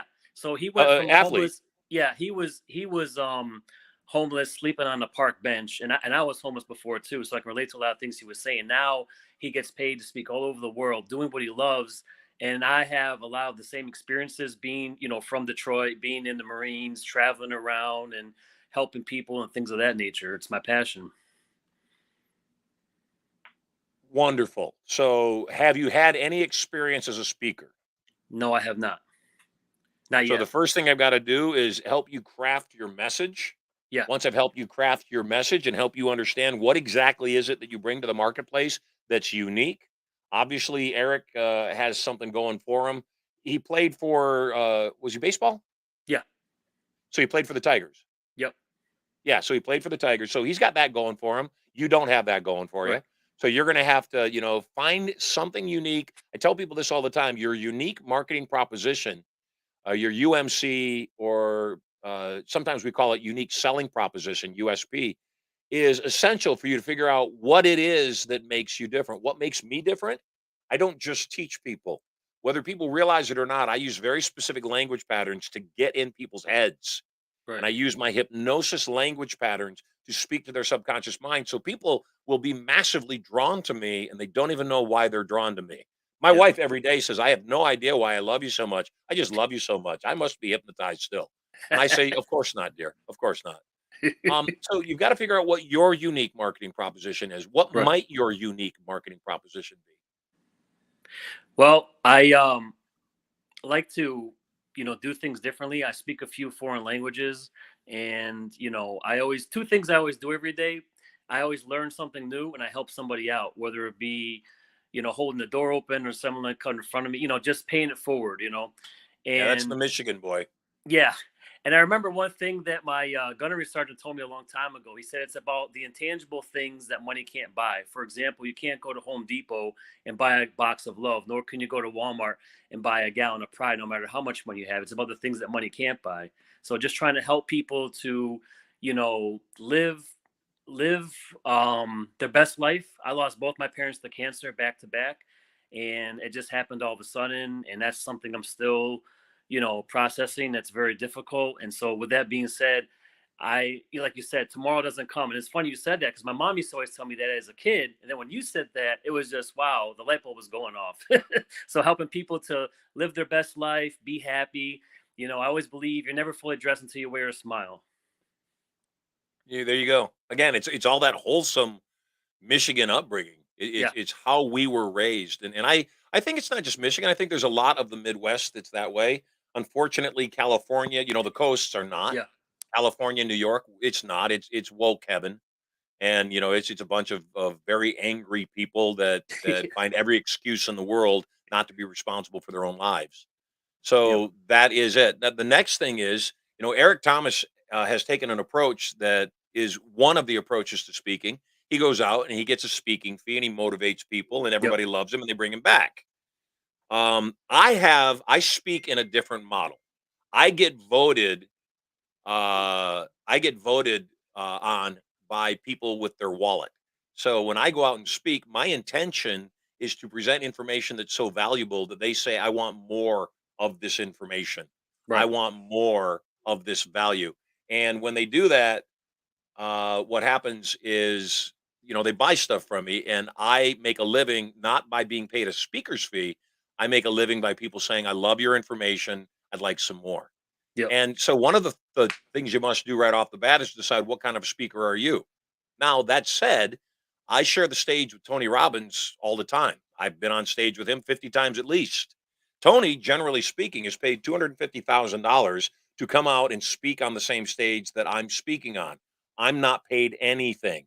He also gets $50,000 expenses to pay for fuel for his jet. I pay all of my own expenses, yet I wouldn't have it any other way. Well, Tony gets on stage and speaks and gets paid a speaking fee. I get on stage and I sell things. So Right. the same audience he made $250,000 from, I'm going to make 2 million bucks. Is my Wow. job harder? Substantially. Is my job riskier? Absolutely. I'm not guaranteed anything, except I know my skill set. And so what I did early on is I said, I'm going to be really good at selling things. I'm going to be really good, not just speaking and training and teaching and communicating. I'm going to learn how to sell. how to, and I want this to be your phrase because it's going to be the core of what you're doing. You've got a great story. You're right. And I'll tell you, your story will be made better by your success. Right. Your story of coming back with injuries from we were in Afghanistan, Iraq. Iraq. So your story of coming back from Iraq with injuries, your story of prevailing and saying, I'm not done, I'm not dead. And yeah, I've got some injuries. I'll deal with that, but I am going to be bigger and better and more than I ever was before so that you don't have any excuses. That's a gift to the planet. Yeah. Right now in my autumn, I'm in the autumn years of my life. In the autumn years of my life, that's all I want to do is make your life better. That's all this show wants to do. It Right. seeks to be a word of reason. It seeks to be a word that goes back to conservative standards where we respect our parents and we appreciate our loved ones and we're kind to our neighbor and we can tell jokes and we know there's only two genders. And yes, the election was stolen as are most elections. When we get all that, I'm the guy that's going to tell the truth. And if somebody doesn't like me for the truth, so be it. Except I'm positive. When I watch what's going on in our world and I see how people respond to good, healthy, conservative points of view versus crazy woke, burn the freaking town down mentality, the majority of the population is conservative. The majority of the population is good. The challenge is the people that are not good are loud. And those loud people are the only ones people can hear because they're loud. So, yeah, I think your message as a patriot, your message as a great American, your message as somebody who loved his parents, loves his country, that message is valuable. And unfortunately, most people are afraid. I'm not afraid to have that conversation with people. I only do it in the vault for now because I don't have enough traction to do it on mainstream yet. They'll ban me. I've already been banned. I was banned from Twitter and I didn't even have my broadcast running just because I said I support President Trump. Right. So what do you suppose you need right now? I want to give you, besides the two gifts I've given you 2 tickets to Turning Point. Will you take me up on that? Yes. Good. And I also gave you an audio download program that we sell for $500 called Irresistible Influence. So I'm going to give you that to start listening to right away to Thank make you. your sales position better. What do you suppose is the next thing that you need to get started on your speaking career? I'll tell you Well, one. You need to okay. smile more. Right. No, I'm the same way. My wife, after my first couple of episodes, we sat down, we watched the video, and the first thing she said was, "You need to smile more." Right. Now, I'm not an angry man, Yeah. but when I show you my standing face, it looks like this. Yes. I'm not angry. I'm just Right. nothing. It's just Yeah. that's my standing face. It looks Right. angry. So I have to consciously keep telling myself, keep a slight smile on your face. Right. It's more digestible. It's Yes. easier for people to approach. They'll want to be near you. And so when I teach people, what I tell them, smile as if you just farted and the dog got blamed. Right. I don't even have a dog, so can't believe the dog Okay. did that again. Yeah. So what do you suppose is the next thing you need? Probably the foundation. I know it's gonna take time, financial, and effort and energy. Because I'm all new to this. I'm the kind of person where I don't know how to build a house, but I have that passion, that Detroit grit. You know what I'm saying, and all I that do. good stuff. Get to Turning Point. You will know you have more than you realize. You will recognize you don't need money to make money. You need ideas. You need fortitude. You need skills. And that's exactly what I Am the Next Multimillionaire. That's what the show's all about, is that everybody will start with $50,000, their own money, not mine. They don't pay it to me. They keep it in their bank account, never touches me. It's seed money, though. And so sometimes what the first lesson to becoming a millionaire is 0 times anything is 0. Right. So it's hard, almost impossible to go from 0 to $1 million. So those Right. 12 people, they won't be homeless. We won't have plucked them out of the welfare line.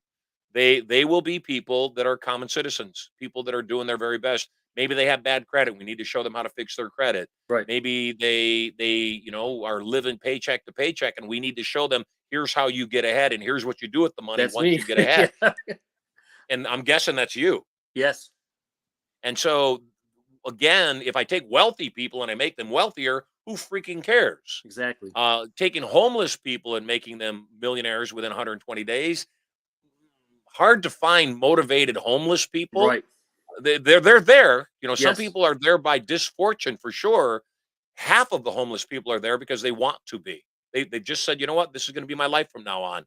And so no matter how much you help them, they won't change. The story though that I want is to is I want people like you who are willing to do the work, who want to change in your life, to say, here's the path. So yeah, go to IamTheNextMultimillionaire.com, download that free audio right away. Start telling everybody about this show. Part Yes. of the way I'm going to select my 12 entities to be a part of that is I'm looking for people that are active here with our show before I reward them with the opportunity to come study with me totally free, no Okay. cost whatsoever for 120 days. You Got are it. loved, my brother. Thank Oh, you one so much question for real your quick. service. I Yeah. didn't What was your hear first what question? the clue was for the word. I know that you might have gave it away. Is there any way you could just give me? I want to make a guess because you know it's up for grabs. Yeah, make a guess, man. I didn't hear the initial clue when I first logged on to what it might be for today. I know what it was for yesterday. Yep, I'm not backing up. So what's your guess? Um, let's see, because I didn't hear any clues. Is there any kind of clue you can give me so I could just take a quick shot? No, no, but you did something, and I'm going to tell you what you did.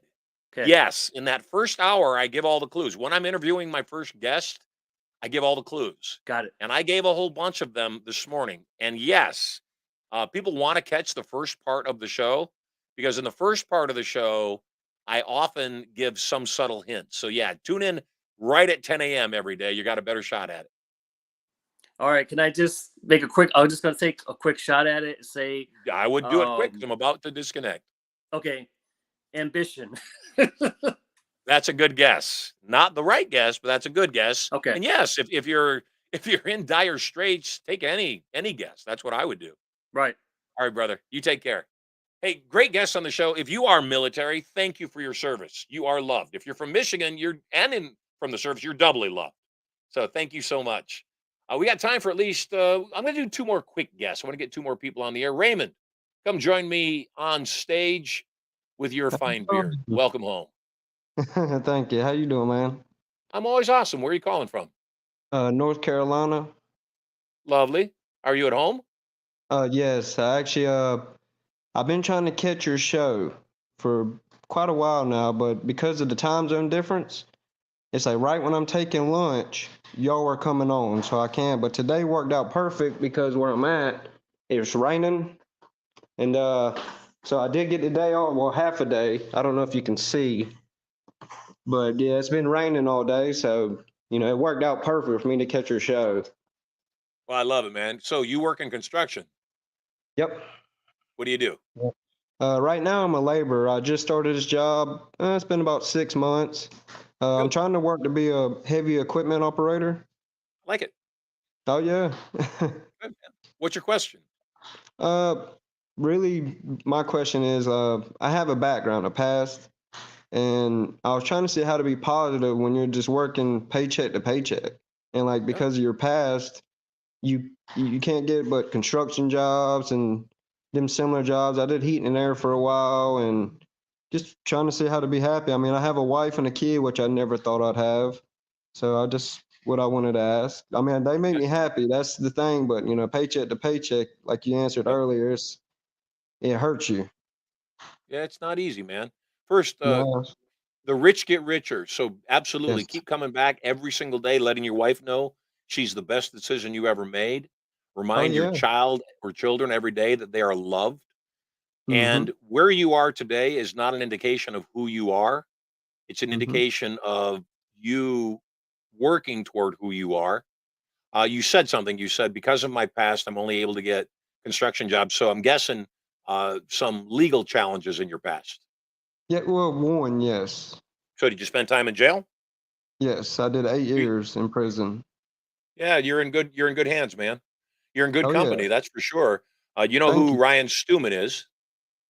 I haven't heard of No, him. write the name down. Take a pen and write the name down. Give me one Ryan, second. S- that's cool. Ryan Stewman. You know who Wes Ryan. Watson is? No, I'm actually new to this. I only know of Jack Campbell, Bob Proctor and things like that, because you kept talking earlier with the paradigm shift. Yeah. And every time you said that, it reminded me of him.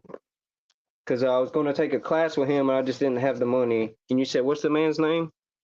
There's two people you want to research when we wrap up this show.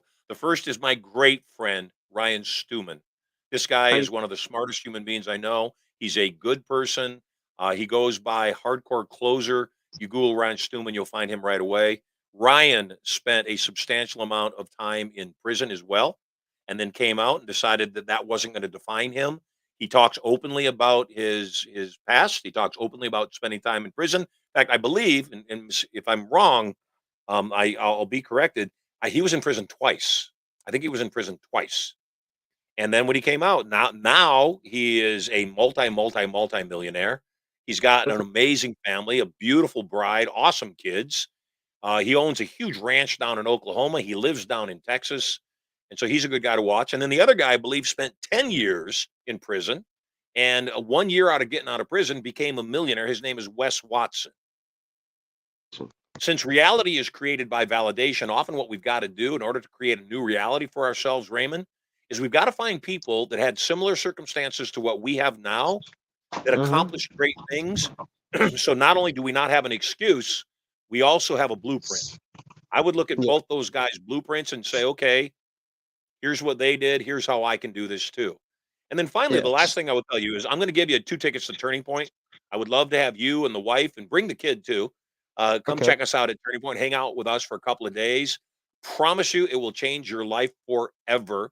If you were listening to the conversation I just had with our previous guest, yeah, you also go to IamTheNextMultimillionaire.com. Get that free audio. Start listening to that audio, because your biggest challenge is you got to get all that nonsense out of your head.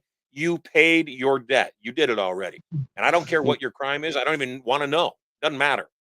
If you did your time and you're back out, you paid your debt. There's nothing to be embarrassed about. There's nothing to be ashamed about.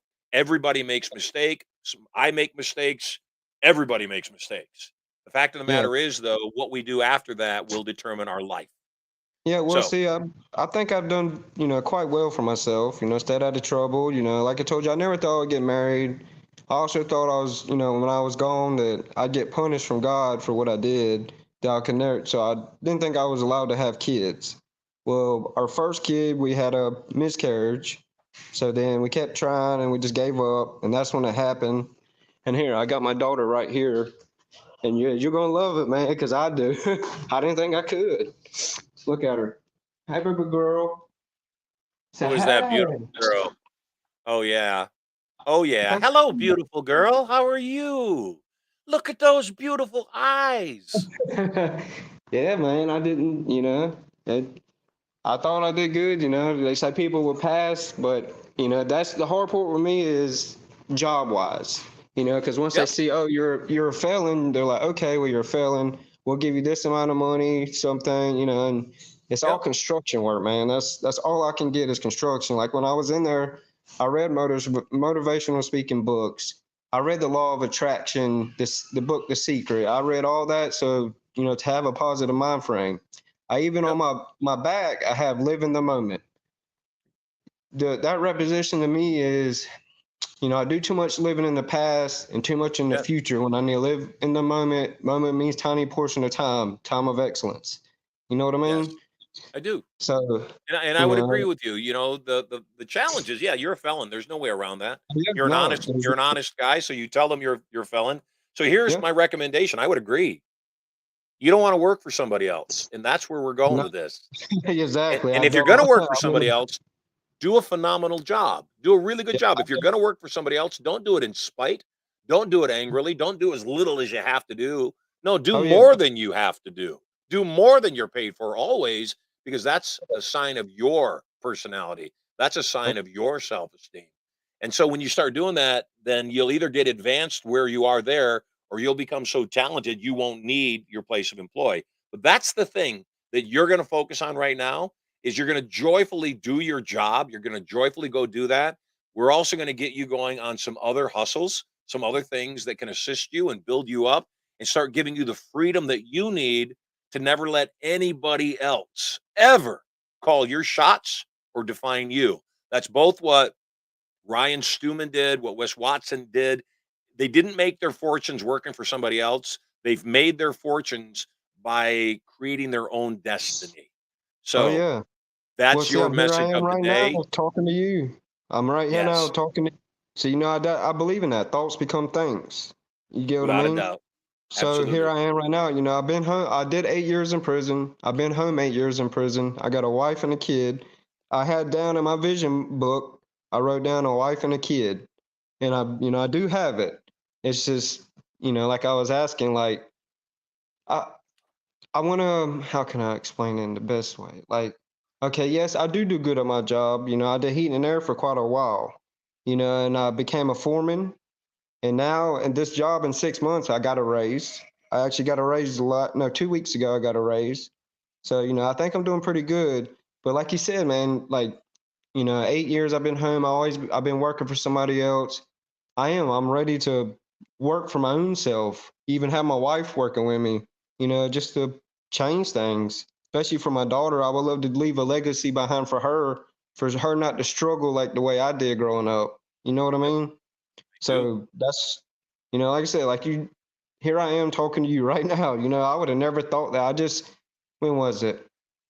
I think this past weekend that just passed, last weekend, I was scrolling through Facebook and I just seen you and something caught me. Yeah, maybe it was the ounce of silver or the money. I don't know. Something just caught me. I said, okay, well, let me check this out and see how it is. Because I do like silver. I used to collect it.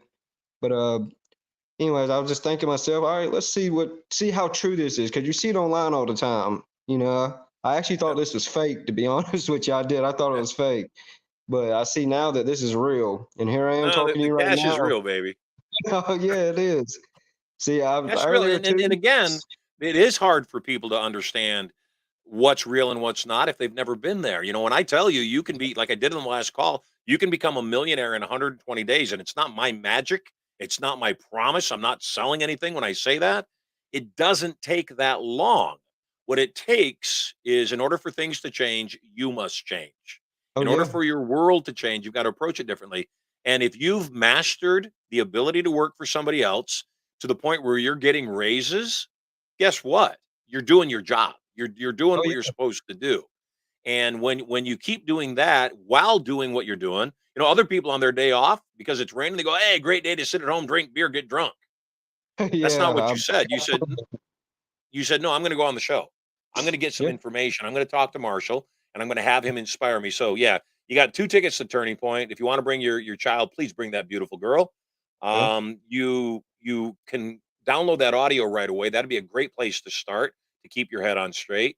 You're going to review both Ryan Stewman and Wes Watson, and you're going to feel a whole lot better about your circumstance because you'll realize they went from where they were in a similar circumstance and became millionaires within a year. So it's not going to be difficult, yet it's going to be different. And then the final thing I Okay. will tell you is the same thing I told my previous guest. What I told Tim was, I said, Tim, smile more. I know it's Yeah. No, hard. I I know do. you've been I pained. smile, but I know. yeah. I know.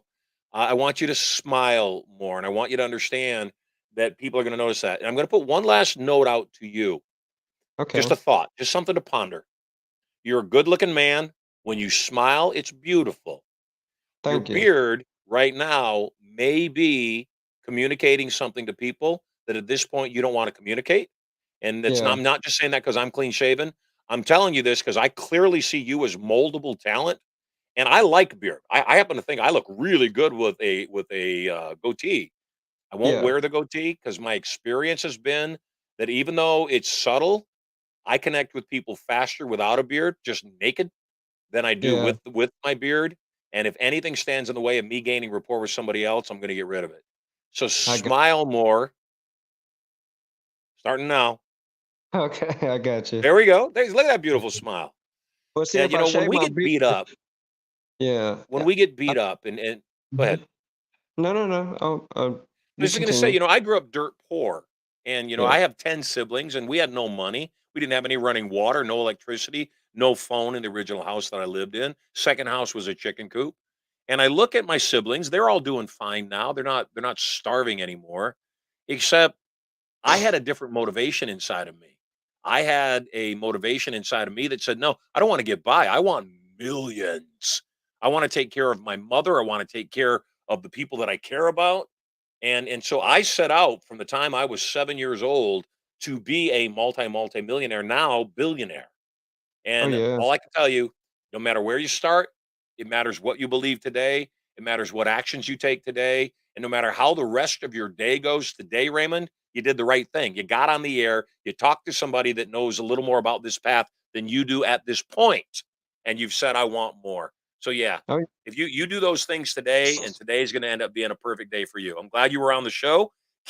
Stay tuned, because your Oh, call's yeah. fascinating. You just might win the 10 ounces of pure silver. So stay tuned. Okay, I want to earlier when you were trying to figure out the word when y'all were talking about the No, I Playboy. wasn't trying to figure out the word. I know what the word is. Yeah, FDA. No, but that's a good question.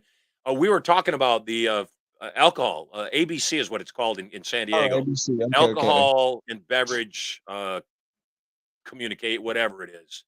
Okay, So okay. I ABC. see. Yeah, Yeah. ABC. Cool, brother. Okay. You are All right. loved. You take care. Keep listening. You might win the silver. We got time for one more. Actually, we don't. I don't have time for one more call. Patrick, I see you're in the green room waiting for me. You come back tomorrow. John also. You come back tomorrow. Get on the show right away.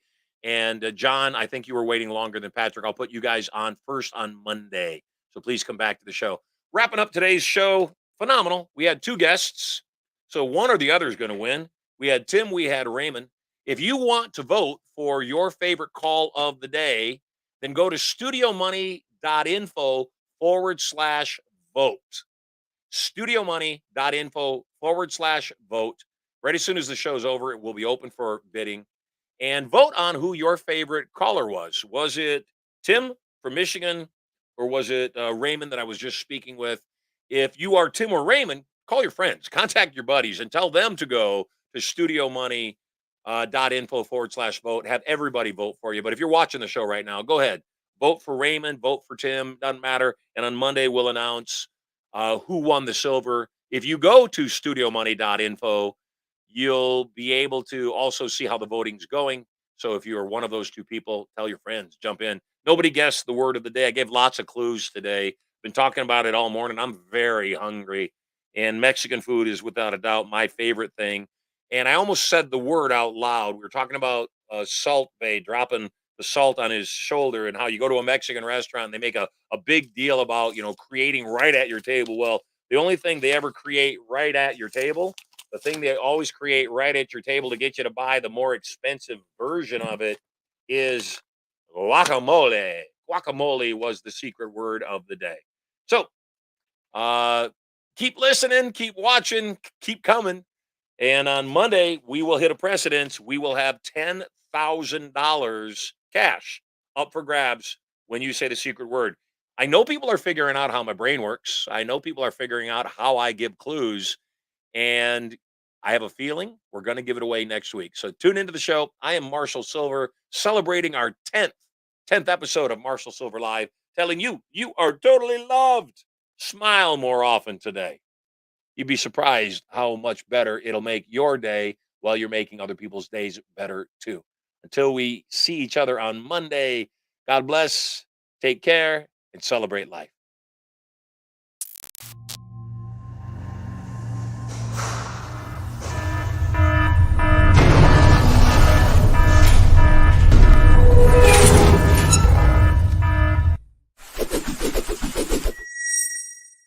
Hey there, moguls. It's me, Marshall Silver, your personal millionaire maker. Getting very excited about my brand new show coming up 2 hours a day, 5 days a week. I'm going to broadcast live to you. I'm going to give you content, information, emotional, mental, physical, and even spiritual power.